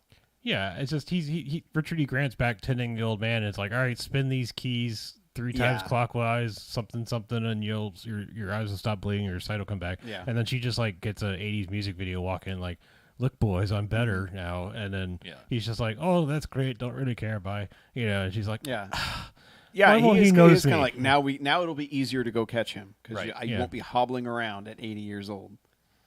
I do like that there's like I do like that there's some of this stuff like twirling the keys once an hour for the next fortnight or whatever, and it feels very witchery in a way, and that's part of the reason I keep saying Witcher. Also, there's the guy is called a witch, but he's a warlock. Oi, Witcher. Oi, Witcher, yeah. But it feels like they at least thought about the world a little bit. They didn't think enough necessarily for all of our taste, but Yeah. I like that. But I also like that people react normally to things like the family's like, everybody. well, but yeah, that's what's weird. Like in the beginning, because they're just like, oh yeah, you're a warlock, huh? That's cool. Here's some breakfast, like that shit. But also like all the other characters seem to have, like when the Mennonites are there, they're just like, yeah, we're getting the fuck out. Right. It's good. Like, and her also, she's like, all right.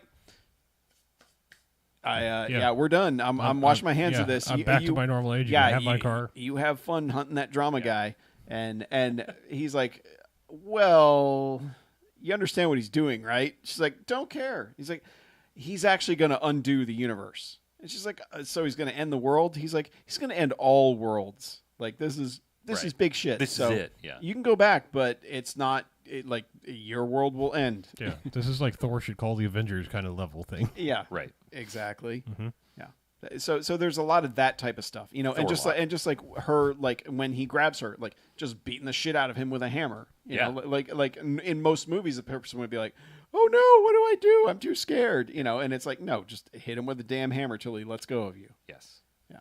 So they do a lot of that stuff, at least in this one. So the script has been thought about at certain points, even though there's others where it's like, okay.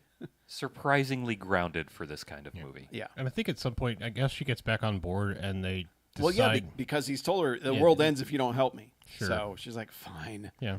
But And- they're like, I guess we should be proactive and find the last page. Mm-hmm. And they decide Well, that's on what Boston. that's what she says. They start driving away, and he's like, "You're driving east," and instead of north or whatever, and because that's I guess where the witch compass is, is pointing. They've also rigged the compass up in the car. They have this dumb rope system. That was Yeah. that was Yeah. cool. I just think that's funny. But so they've decided we're not going to follow him. We're going to get ahead of him, and we're going to get to Boston. And he's She like, says how will we do this? Yeah. She says specifically, like, I'm not playing his fucking game anymore. We're going to find that next piece of the book. We're going to leapfrog him. Yep. And he's like, oh, or she describes what she means, and he's like, "Oh, like playing Frog of the Leap," Yeah. or whatever the 1600s equivalent. Leap of the Frog, I think is Leap what of they the Frog. Leap of the Yeah. Frog. So then they're going to the airport. Yep.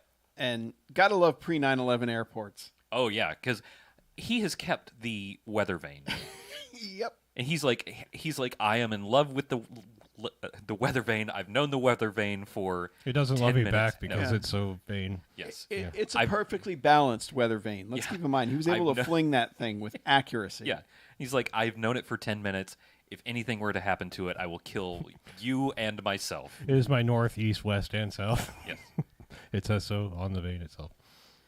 Yeah. So they're about to get on the plane, and she sees Warlock in the airport, and she's like, "Let's go!" And for some reason, she won't tell him that she's seen Warlock. Right. This is the dumbest, unreasonable thing she does. Yes. Yeah. Because she decides, like, I guess it'll freak him out too much.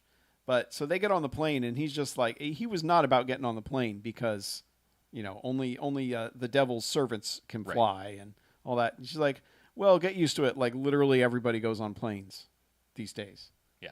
And he's like, oh, okay. And then they get on, and he gets a bad feeling, and something doesn't seem right. And then he sees a guy across the way trying to pour cream in his coffee, and it's all curdled. And he's like, huh? And then the guy, because it's because it's the old school 1989, dude's lighting his cigarette in the seat next to them, and it's got a blue flame.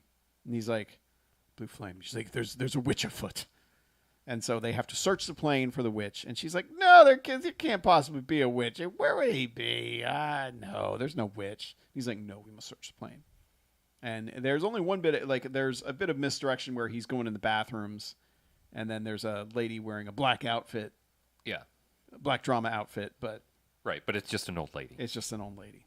And, in the bathroom. And then there's another guy who has taken his shoes off and is walking around the plane in Right. first class. Yeah, it's a 747, so it's got the spiral staircase, Yeah. up towards the front, and so they see these. She feet sees coming, feet coming yeah. down with And he's just with doing a- black pants because yeah. he's wearing a drama outfit too. Right, but he's a like a He's bearded old he's man. an old dude, Yeah. but he's also an asshole who took his fucking shoes off on the plane and is walking around the plane. It- Fuck that it's, guy. It's one thing you are if You're in first class. if you don't have smelly feet, you can take off your shoes. Only if you don't have smelly feet. Guess what? He's got smelly He feet. probably does. He's old Yeah. as he was an old guy with a beard. He's fucking smelly. Right. He's wearing like leather shoes, and he's been wearing them for 14 hours. Yeah, Warlock should boil his uncircumcised ass and drink his fat.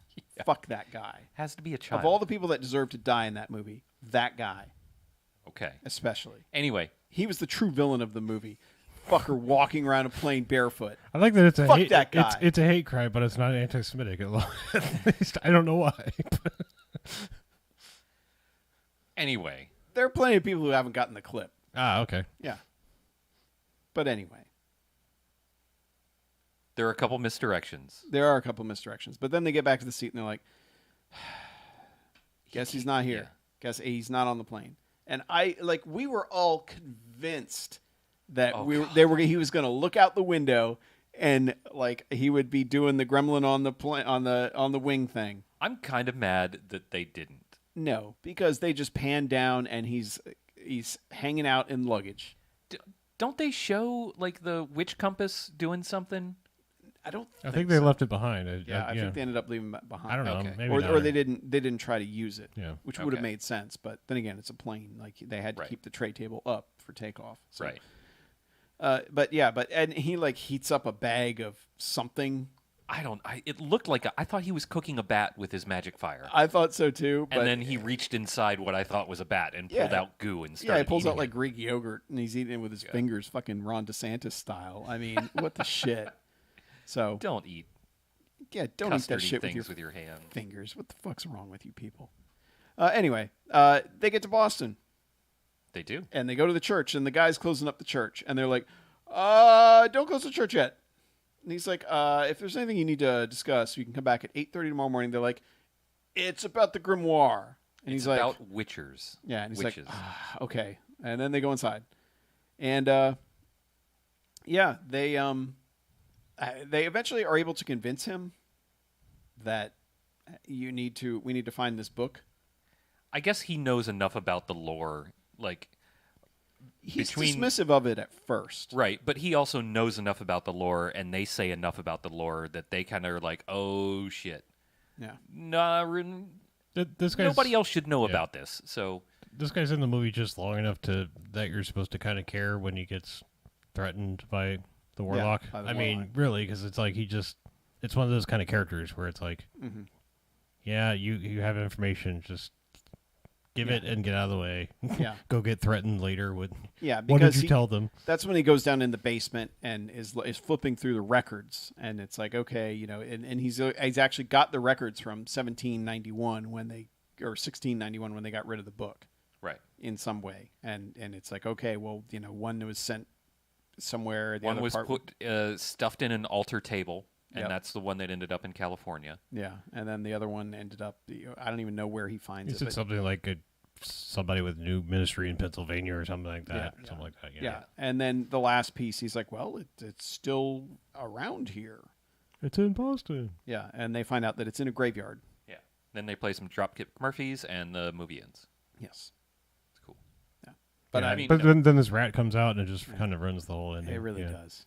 You see, it's a metaphor. Yeah. Yes. But they so they're like, oh shit. Well, let's get over to the graveyard, dig it up, get rid of it. And they're also like, oh, it's consecrated ground. It should be consecrated.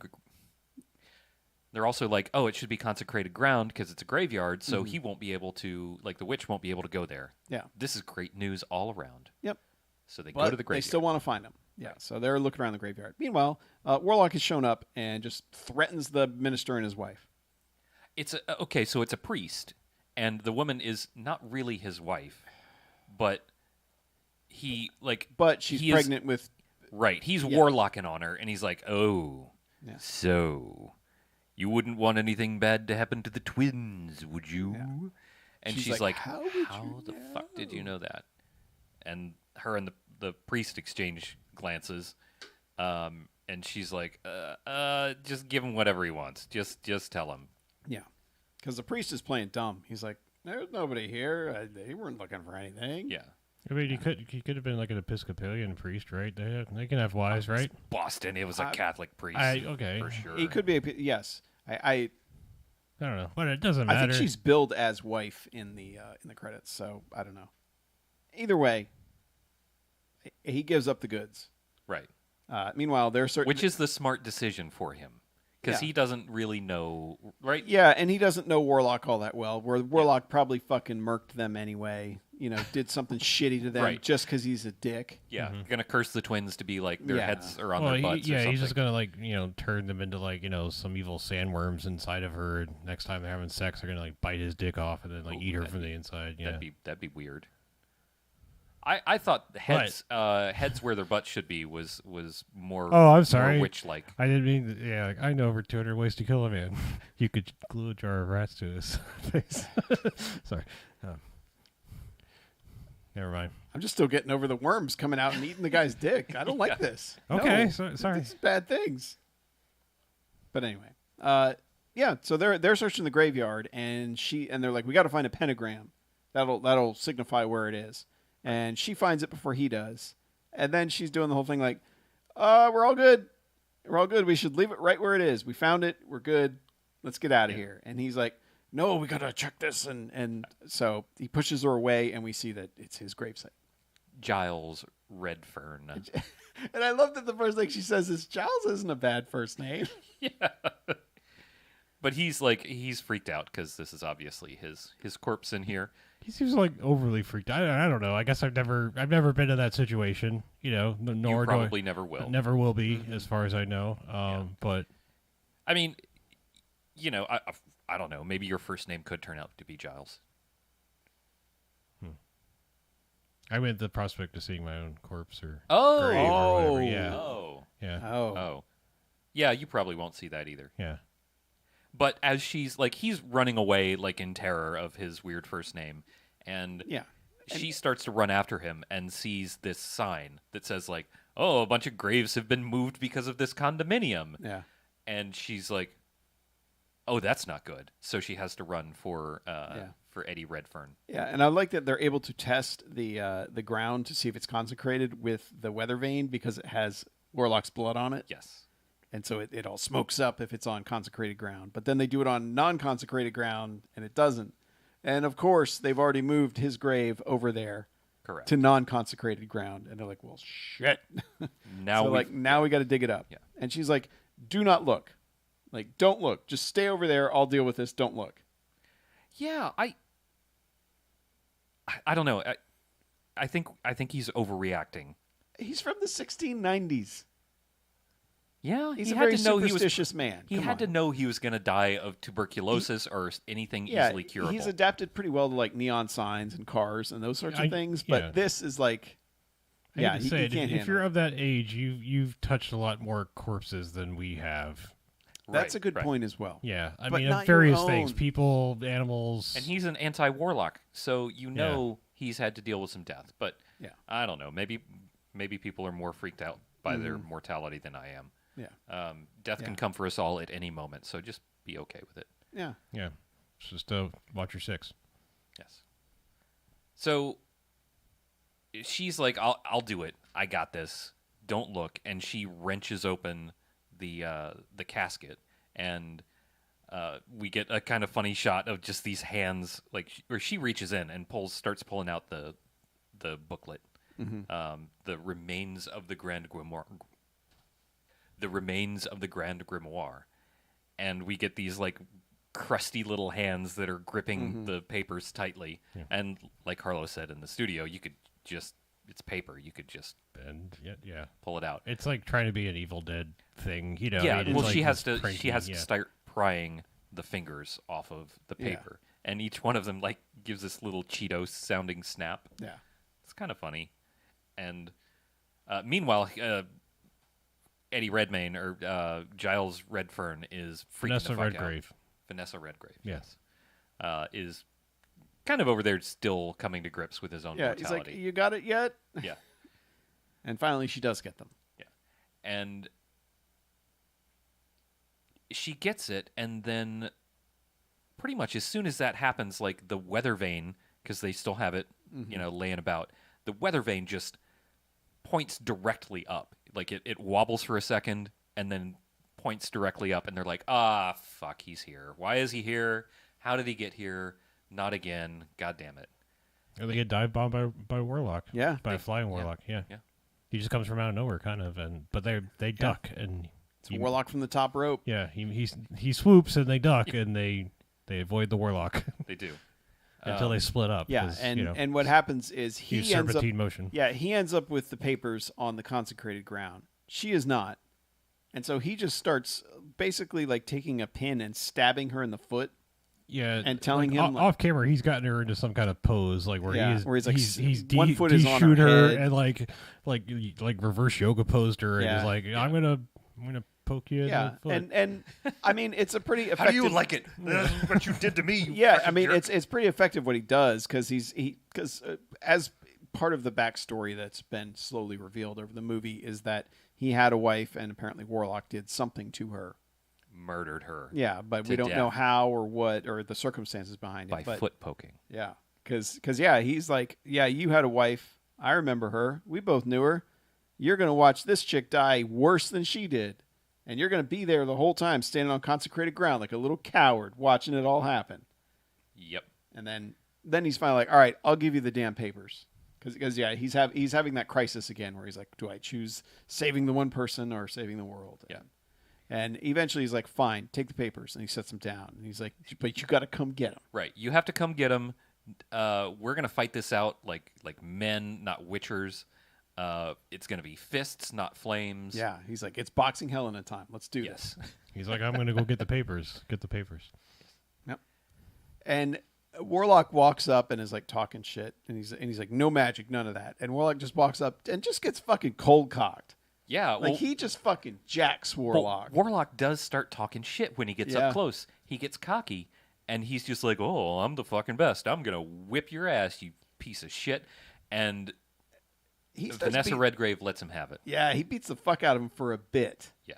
But then Warlock gets the upper hand and starts bashing him into... Warlock cheats also. Yeah, well, he starts using magic. Well, yeah, he puts vomit into Fernwood Tonight's mouth, and then like he just can't stop vomiting out his Warlock flames. Yeah, Yep. it looks like he's barfing lava. Yeah, It does. At one point, though, before that happens, we get a good like sand to the face. Yeah, Where the red fern grows hits Warlock in the face. yeah, with the sand. and tries to bash his head into the rock. And Yeah. she runs over and hits him as well, and he just like he magic yeets her into the river.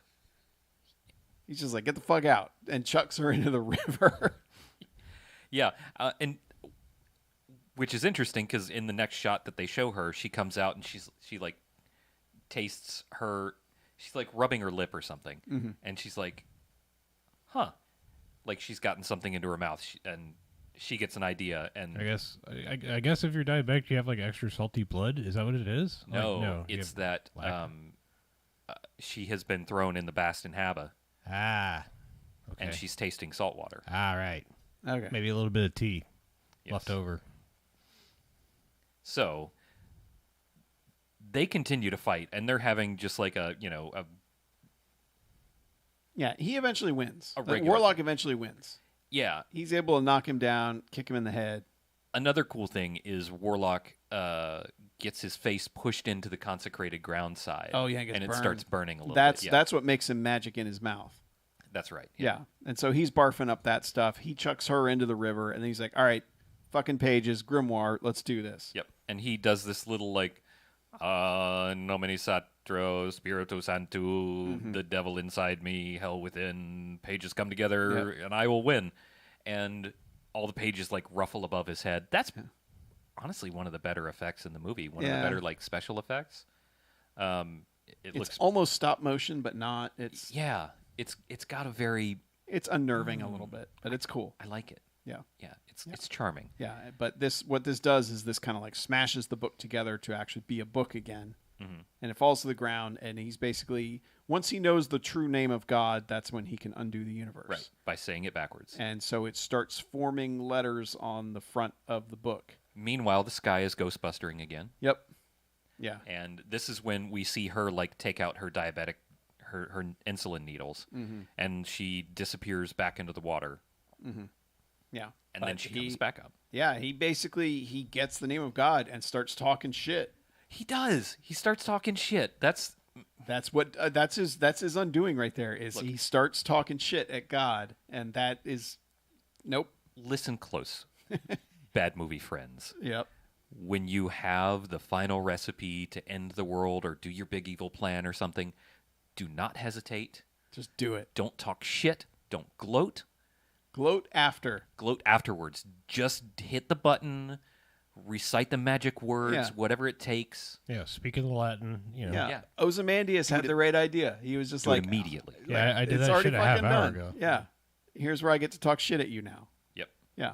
But no, he's like, all right, God, sucks to be you. Yeah. I'm the new Satan. He's taken his victory lap before he's been victorious. Yeah. And she runs up and is like, eat salt, motherfucker, and just jabs him in the neck with both the needles. Yep. Injects him, and then he's like, and then they do some cool effects on him where all his veins start bulging out, and and she's like, or he's like, you'll pay for your insolence. I like that. But he also gets some like fireworks that pop off. Yeah. Some little like and these spark are like fountains. on the actor fireworks. They're pretty good. I like those. like these aren't just squibs; these are sparking squibs that are coming out. It's like one of those little fireworks fountains. Yep. And he gets he lifts up into the air and catches fully on fire. Oh, yeah. Like full ticket to Burning Man. And then his corpse falls to the ground. I love that his burnt corpse just falls to the ground and just like hits real stiff and falls over. Yep. It's very anticlimactic in a satisfying way. It's very Evil Dead 1 because there's like the goopiness and kind of like the inflated thing that's slowly deflating effect to it. I mean that's Gremlins. I mean that's the Yeah, melted gremlin yep. effect. Yeah. Yeah, it's like it's like somewhere between those two. Yeah. But it looks great. It and does. And then like as they're walking up to the corpse, like it's slowly kind of curling itself in. Yeah, I have no idea how they would have done that because it's also like falling apart at the same time. It's like some kind of disintegrating thing. I don't know because Yeah. it almost looks like it turns to ash. That's Yeah. what's really weird it about does. it. Is it like turns into a powder? So I don't know what kind of chemical reaction someone was using, but it was cool as shit. Looked good. It Yeah. looked very good. And as he gets up to it, the head looks over at him and is Yeah. like, ah, and he fucking just curb stomps him. He stomps it. Yep. Then everything's fine. Yep. Everybody's happy. And- Everybody lives happily ever after. Well, and then he's just like, I want to thank you for everything you've done, and this whole, like, I don't think we really mentioned, like, ever since I don't know, probably even before they got the second set of pages, like, she's just kind of been like, hey, notice me, senpai, but you know, he's not really seeming to have any of it, and then he kind of like leans in for like this like weird double eye kiss, like she's closed her eyes and he like kisses like both of her eyelids, Yeah. and then says something else, and then like she goes in for like another kiss, and She's then, like, hey, lover boy, Yeah. quit being stupid and kiss me. yeah, and then a little bit like Fernando Vargas is like disappeared now and gone off into the ether. Yeah. He turns into a little weird tornado thing. Yep. And he spins over to his grave and uses his spinny tornado powers to etch like, I will always. And I will remember you always through love you. through all time or something. It's something, something- not great. It's cheesy, but Yeah. I don't know if it was the tornado doing that or if he went back and had that commissioned in the past. I don't know. The tornado went over it, and It's then it true. happened. Maybe he was so- just like pointing it out, like, "Hey, look Like, here! Like I left a Over note." here. Yeah. Yeah. Yeah, but I do love that she's like, "Aw," and then looks over at the grimoire laying on the ground, and goes, Yeah. so she has to deal with that thing still. Right. It should be And the mentioned. thing is, like, they cut to black and start playing music, and I was like, "You're not going to fucking end it there, are Yeah. you?" And thankfully, they do not. Right. actually, I thought that would have been a very hilarious sequel bait ending. Yeah.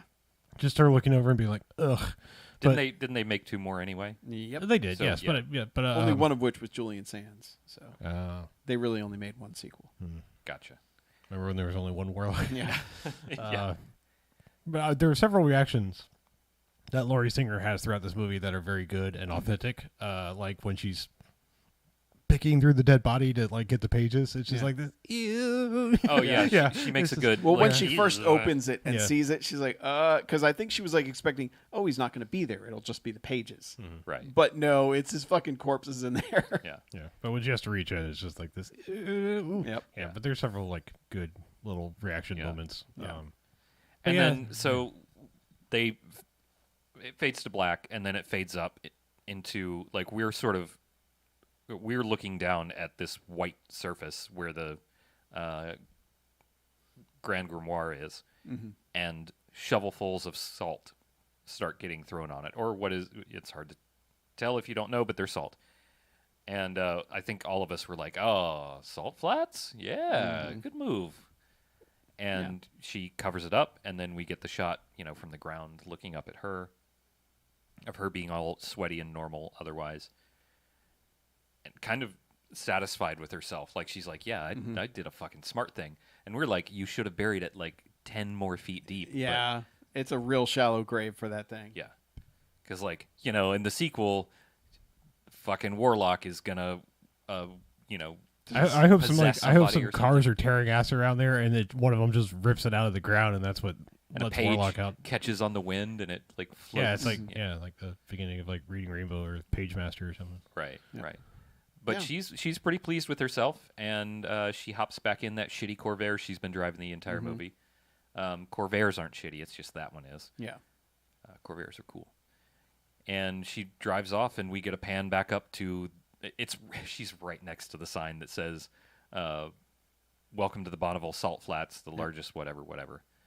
Yeah. And that's our movie. And she drives off into the sunset. She does, and we get like 3.5 minutes of some Goldsmith jams on the way out. Yep. Some pretty boring credits. Yeah. And that's yeah, the movie. not much there. All right, Goldsmith soundtrack is real good, Jens. Yeah. Like that guy doesn't fucking miss. So I don't know what else to say. I felt like it was thematically appropriate. He It fit always really well. rises above the material. Yes, yes. It would be interesting to know what the Goldsmith ratio is. So I bet it'll be like 2 more years before the Goldsmith Odyssey, 10 more years till the Goldsmith Odyssey Before they gets get to this to- one. Yeah. To Warlock. Yeah. It's been a while. But anyway, ratings. Yeah. I'm going to go... I'll go in 2 jocks. Okay. There's a lot to enjoy. I enjoyed talking about this more than I did watching it, but like us pointing out the little things like her reactions, the parts where they actually do react like normal people, as opposed to the ones where they just don't for some reason. Oh yeah, we didn't really talk about the minister and his wife. Like their whole apartment or whatever gets like earthquaked before the Warlock before the shows up, Warlock and they're comes in. just like, Huh. what's going on, dear? I mean, like hinges are coming up out of the door, and Yeah. eventually Yeah, the he hinge just pins and the yeah. cross flies off the wall. eventually the Warlock walks in and is like, fornicate thy door.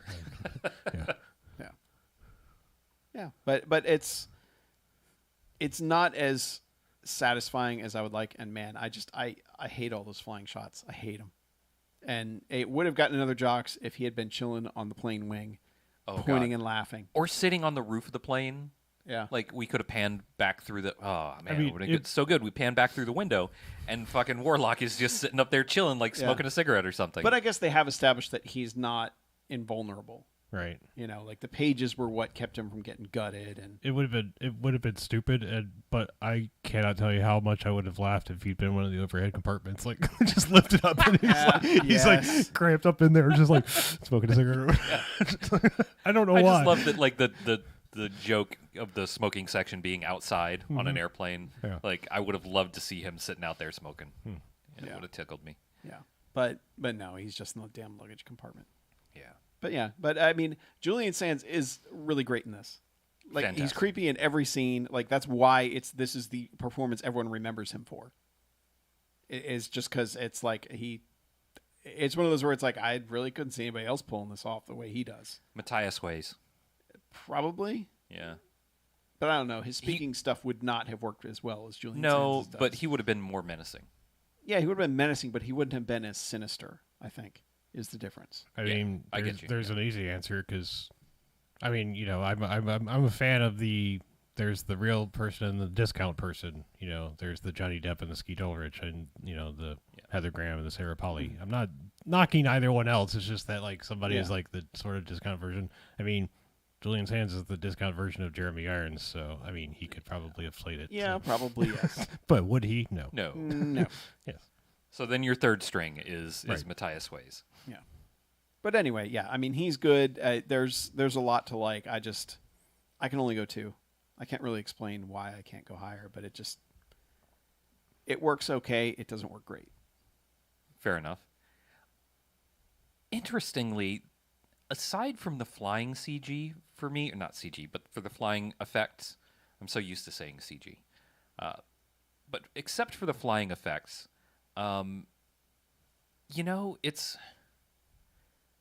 it's really not that bad. It's pretty good. Yeah. Right? Overall, there's some sloppy effects work, but I don't know, the plot's all right. Mm-hmm. Nobody does anything outlandishly stupid. Like everybody's kind of playing their best hand when they can. Mm-hmm. It's not a mess, like filmmaking wise. You can see it all. Music's great. Music's way too good for it. Mm-hmm. But yeah, it's not that bad. I feel bad assigning it a jocks rating because it just is a regular movie. Mm-hmm. That's fine. I mean, not Chuck fine. It's regular fine. So I don't know.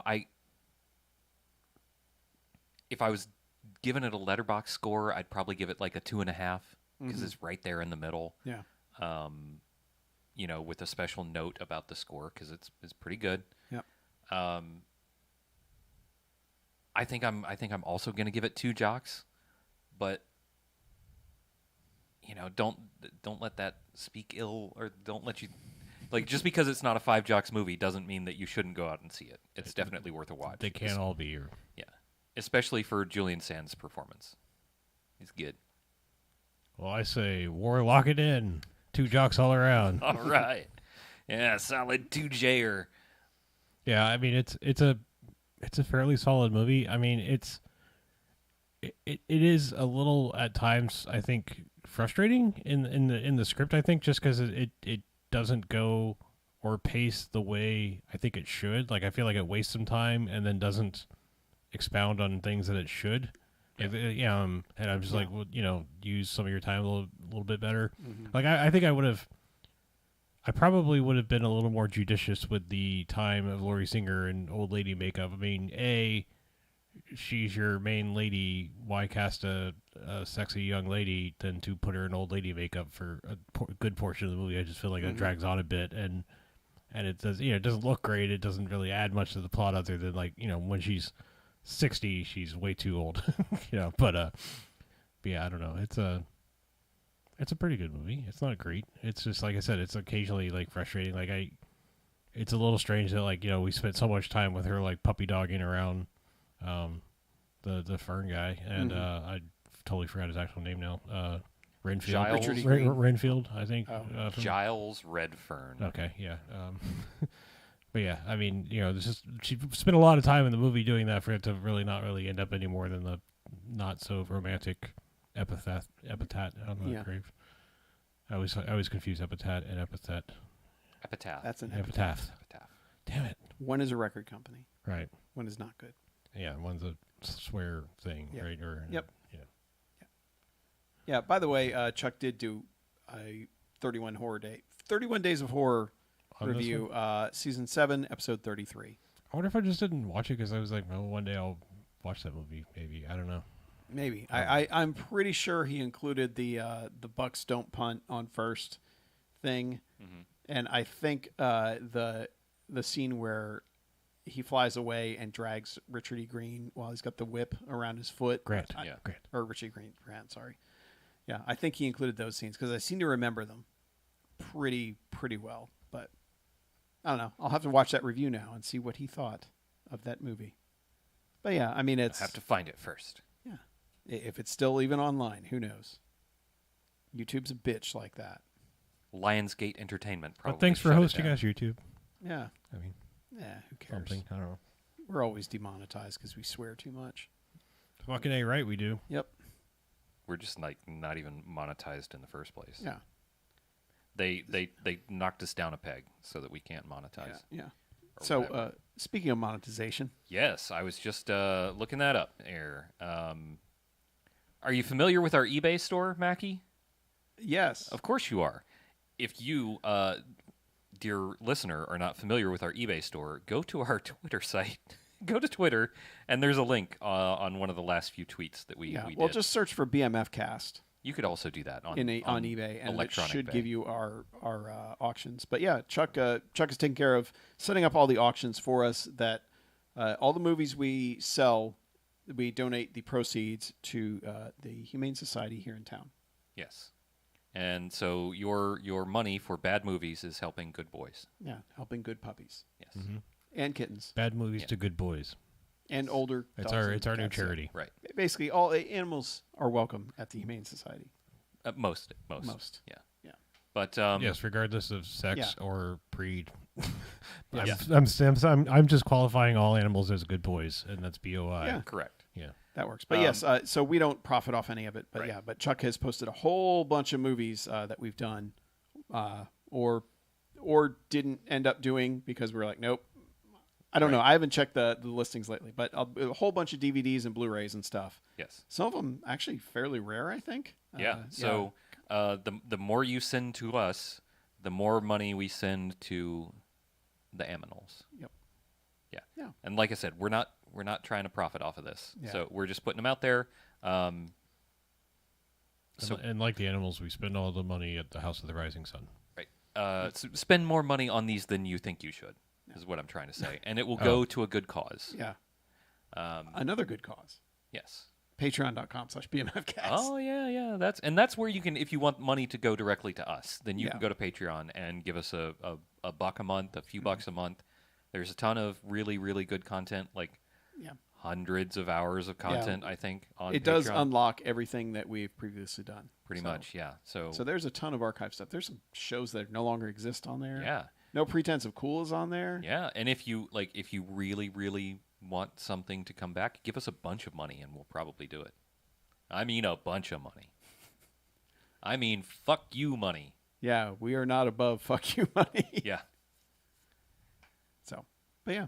Otherwise, how should they get in touch with us? Well, I have two ways. The first of which is the telephone. You can call us on the Garfield phone, the BMFcast hotline. That's 9105-JOCKS-BMF or 910-556-9263.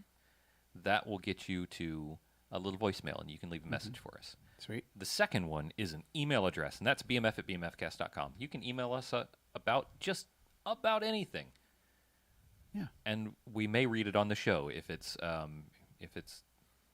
not too weird, right? Just don't be super weird. Yeah. Yeah.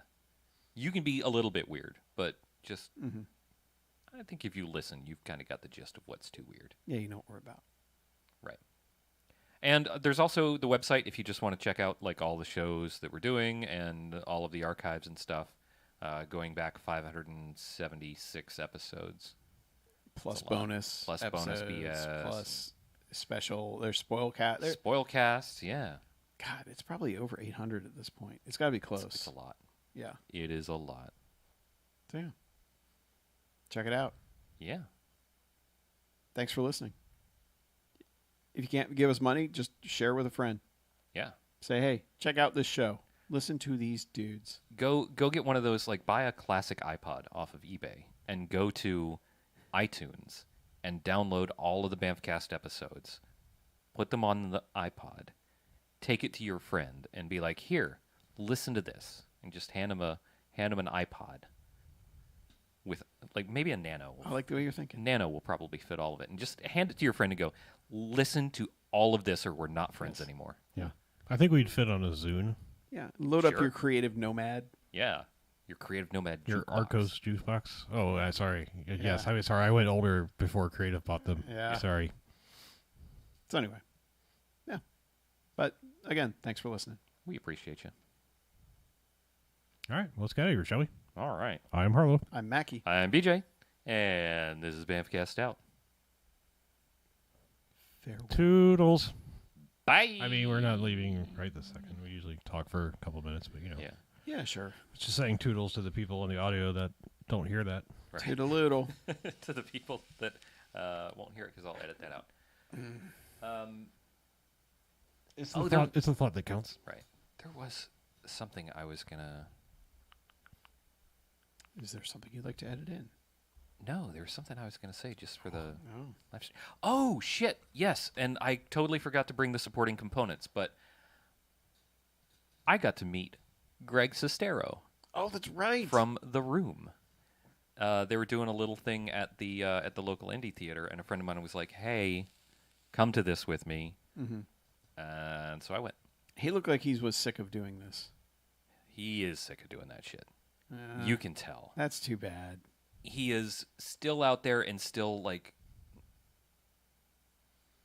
he's trying real hard to give people what they want, but you know he's tired of giving it to them, right? And I tried to be as genuine as possible and like tell him like, hey, thank you so much for doing this. I know like you're on the road a lot and you're doing a lot of these things, but this is really cool, and you know the movie has brought a lot of joy to me and my friends and to my podcast when we did it 540 episodes ago. Thank you so much. And he signed my DVD for free. Nice. And also he looked so sad that I had to buy another couple things, and I will bring them into the studio to show you guys. I just forgot this time. So I take it this cool. was a room screening. Yes, it was a screening of The Room, and he did a live like The Room. Sorry, I guess not the Brie Larson movie. That would be Yeah. weird for him to show up for that. it'd be real funny if they did that. If he did a live, He should like, comment on a Room. live commentary on Room instead of The Room. I'm sure somebody's pitched that to him before, but yeah, he had a lot of I want to hear the Brie Larson commentary on The Room. yeah, that'd be good. He had a lot of funny commentary that was obviously like the 400th time he said it, and he did leave the room for his sex scenes. He was like, I'm not sticking around for this. I've seen it many, many times. So did he like comment during the movie? During the movie. Okay. It was like a little like live riff track sort of deal. Okay. Yeah. And since everybody... Did it sound pretty rehearsed? Oh, yeah. Or, Yeah. Okay. So he's just done it so many times. He's like going through the motions doing it, I'd say. Yeah, but he at least tried to be engaging when he was doing it. Yeah. But you okay. could tell that he had, that these weren't off the cuff jokes. Mm-hmm. These were, some combination of jokes that he had told a lot. Yeah. I mean, almost every stand-up comedian you've ever seen, that's all a completely rehearsed Oh, yeah. routine. So, Sure, I mean, yeah, it's just about how you deliver it. I mean, when I saw the Cinematic Titanic people, aka the original Mystery Science Theater people, do their thing live, it's a combo blaxploitation / kung fu exploitation movie that they covered. I think it's called like Dynamite Brothers, or it's got a couple different other names, but it's basically like Asian dude and a black guy. I think it's like they escape like on a chain gang together. I don't remember if they're actually chained together or if it's just they escape together. But there's like the movie's actually pretty good about throwing bad racial things in it, and then there's just like one very, very severe N-word dropped about halfway through the middle of the movie, and one of the guys like has it timed to like when that happens, he just does this like perfectly timed spit take. I mean, but it's like I'm sure he's done it. I don't know how many times, He but knows yeah, exactly when to do it. but I mean, he just goes right for the water and just like. I think that's how they deal with it. That's pretty good. Yeah, pretty good. Jens, I do not know. Probably. Man, I get the feeling also that Greg really doesn't like. It's either a ruse. Because they're both making money from his appearances, or he really doesn't like Tommy Wiseau anymore. And they used to be like best buds. My understanding is a lot of people don't like Tommy Wiseau. I can see why. Because he's a lunatic. Because he is a weirdo, but he's also very much... A controlling weirdo? Yeah. Yeah. Like an egomaniac weirdo. Yeah. Which is a bad combination. And he's also kind of bought into his own hype at this point, Yeah, which he is is really the big problem. He is the number one Tommy Wiseau fart smeller. Yeah. There's another Tommy Wiseau movie coming out pretty soon, if I recall correctly. And yeah, the one where he had the trailer, and then the second half of the trailer was an underwear ad for his underwear. yeah, Yeah. I didn't even watch the trailer. It's not. Um, Honestly, it has already left my brain, whatever the hell the movie was. So I was just like, dude, the second half is a fucking underwear sale pitch. So it was very strange.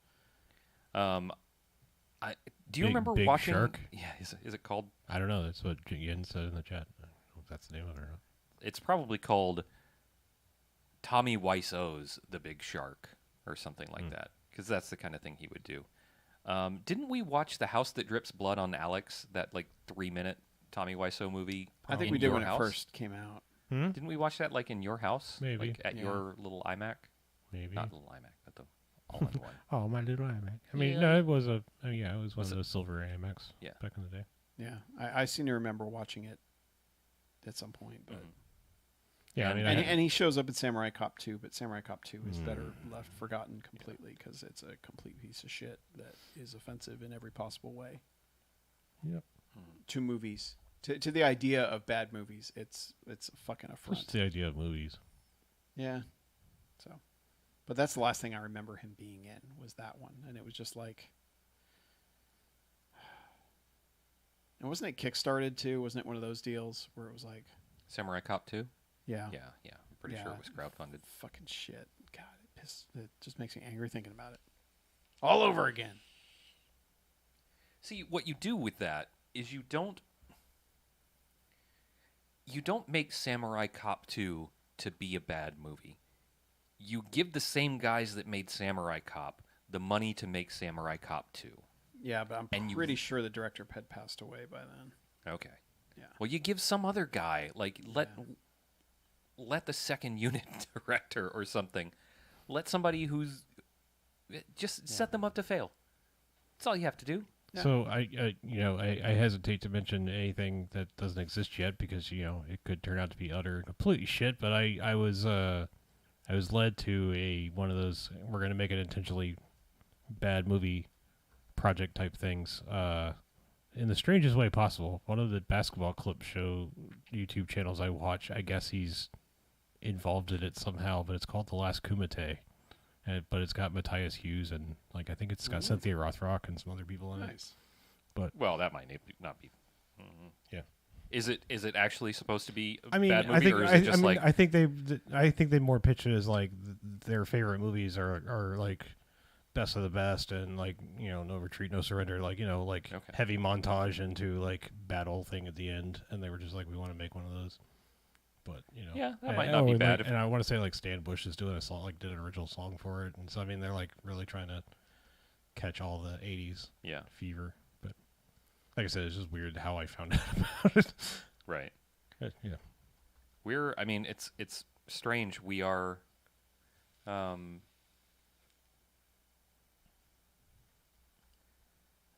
are still people that are holding on to a lot of the 80s stuff, but like the culture has long since moved on to the 90s, and we're about out of the 90s as far as, the culture rewind. So it's going to be, the kids are going to be into the 2000s soon. Oh boy. Trying to rehash that. So How do you rehash the 2000s?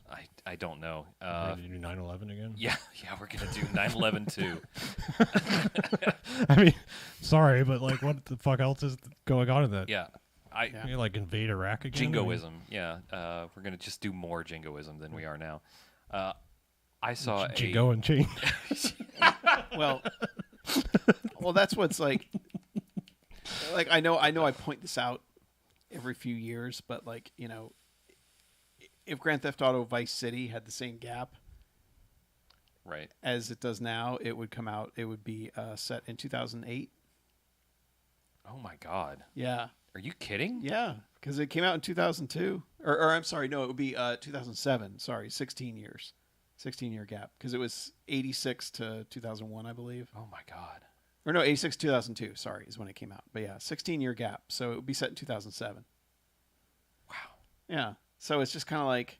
Fuck me. Well, but that's the thing, that the no longer having a monoculture has changed. Right. Because the internet is just such a smorgasbord of everything that nothing really takes hold and becomes like a cultural movement, so to speak. Right. Just like fashion. Like you can compare the fashion of 1982 to the fashion of 1989, and it's like completely different. Right. I'm just trying to think. Whereas like the early 2000s to now, it's like, okay, maybe we wore bigger jeans than we should have, but like it's not. Maybe going back, like I would be like, oh wait, no, this is really different. But it felt like everything moved almost too fast, so nothing took hold for too long. Right. And I think that's the big difference between the 80s and we do have the now. metrosexual look to look forward to. Men can dress smartly again. I dress smartly. No, I mean, did the metrosexual thing go away and it's going to come back again? Is that what you mean? I mean, we'll be doing the metrosexual thing nostalgically. Like the kids will be doing it. Okay. I'm struggling to think. Kids are dressing like fucking goblins right now. Okay. I don't know what I can't think of like a type of fashion or music that was prevalent in the 2000s or 10s. I mean, like, emo, I know we went through a trucker hat phase. Screamo. People Yeah, were popping. it People was were a lot of popping their emo. colors. People were popping their collars at one point in time. I know that went around for a couple days. Yeah, that was. I think that was. Dudes wearing a lot of pink shirts. Yeah. Pink polos.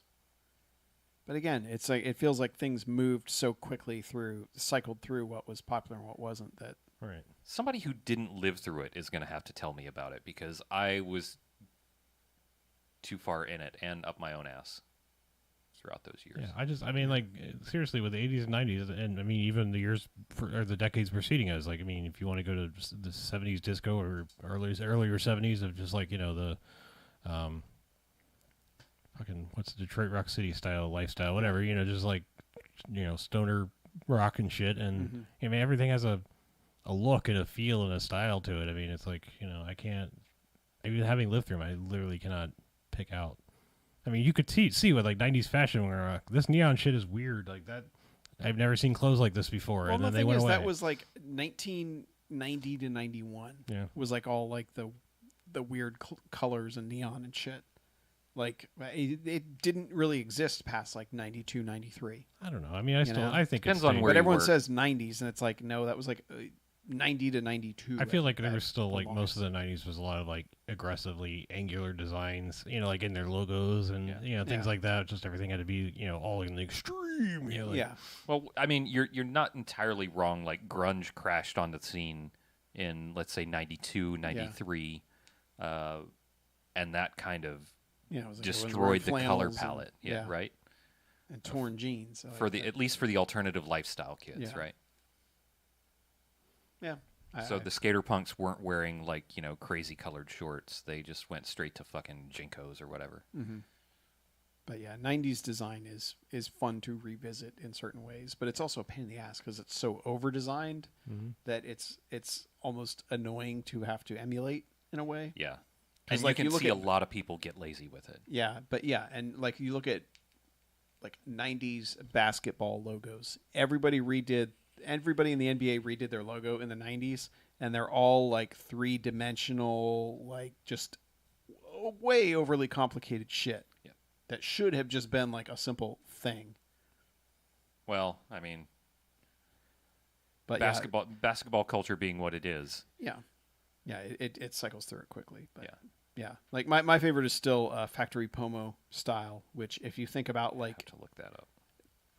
just think about it this way: 1990s Disney, like early 90s Disney.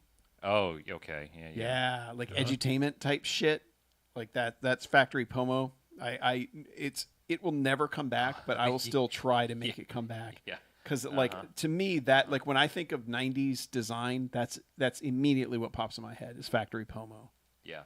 Is that a font or what is that? It's a style. style. Okay. It's very thin serif lettering. It's like geometric shapes. Let me find something that's like- really indicative of it, and I'll show you. Yeah. Oh, Think yeah. about like how something Disney would be designed in like 89, 90, 91, right around then. I mean, all I can think of is like their movies from that time period. I don't know. Like, Oh, I'm thinking about like the parks, like the signage and the things like Okay. that they'd use there. all right. And that it was big in like edutainment CD-ROMs and that sort of shit too. Was like it had that kind of look. Yeah, But I like know when what you you're talk talking about like angular, like that's what I think about. Yeah, I mean, that looks like Hudsucker Proxy era it's like signs on the wall too. Well, I was Yeah. gonna say it's like noised out deco. Yeah. Yeah, it does have very strong deco elements, but it's like I think that's way more. that's why I like it. Yeah, but it's way more geometric. Mhm. It's very difficult to emulate because trust me, I've tried, and it never quite looks right. I've got the fonts down, but like the actual like design elements are Yeah. really really hard because it's like you have to simplify things almost to the point that they're abstracted, and then it's like And then you add a bunch of shit to them. yeah. Yeah. It's very hard to emulate, which is probably why it won't make a comeback. Yeah. But and also like you think about like noisy background stuff, like you're talking about like with like the squiggly lines in the background and things like that People would be hate like, that now. oh god, yeah, it's terrible. It looks terrible, but like that's what we did in the 90s. It was like you just like especially kids stuff. Oh my god. Oh yeah. Like basically just think Saved by the Bell stuff. Yeah, I was gonna say but- the Saved by the Bell logo. That's, Look at a Yeah. modem box from 1994. Yeah. You'll see a lot of it. Yeah, you're right. Saved by the Bell. For Yeah. Sure. When I think of late 90s like computer boxes, I always think of like the shitty renderings that were on every graphics card box. Oh yeah. God, fucking worst. Love it. Love it. There was always that molten metal man like holding something. You know? Yep. Like, Yeah. like, look, you can see this with reflections if you buy this Yep. Voodoo 2 Yeah. 3FX card. God, I love that we had to pass 3D through. You had to have a accelerator 2D card, and then you had to pass through the 3D card. Yeah. Until the Voodoo Banshee. Yep. But that had a really, really shitty 2D card, and then the Voodoo 3 fixed both of them and had a good 2D and 3D card, and we never looked back. There's your history and graphics cards. Yeah. Yep. If you like that kind of shit, Lazy Game Reviews on YouTube and also Cathode Ray Dude. Two of my favorites. Good stuff. Good channels. All right. Good channels for that. I kind of am shutting down my computer. shit. Oh yeah, it's 10:44. Time to go. Yep. Thank you for joining us on this weird Thursday episode. Yeah. Our 500th live stream. Or not live stream, but 500th video on YouTube. Yeah. Weird. It's a lot of videos. Very odd. We will probably do more. I'm so sorry, YouTube, that we're taking up terabytes of your bandwidth. I'm sure they care. We want exabytes of your bandwidth. Yes. Anyway, goodbye, the internet. All right. Good night, everyone. Enjoy your life. Or else. Or else.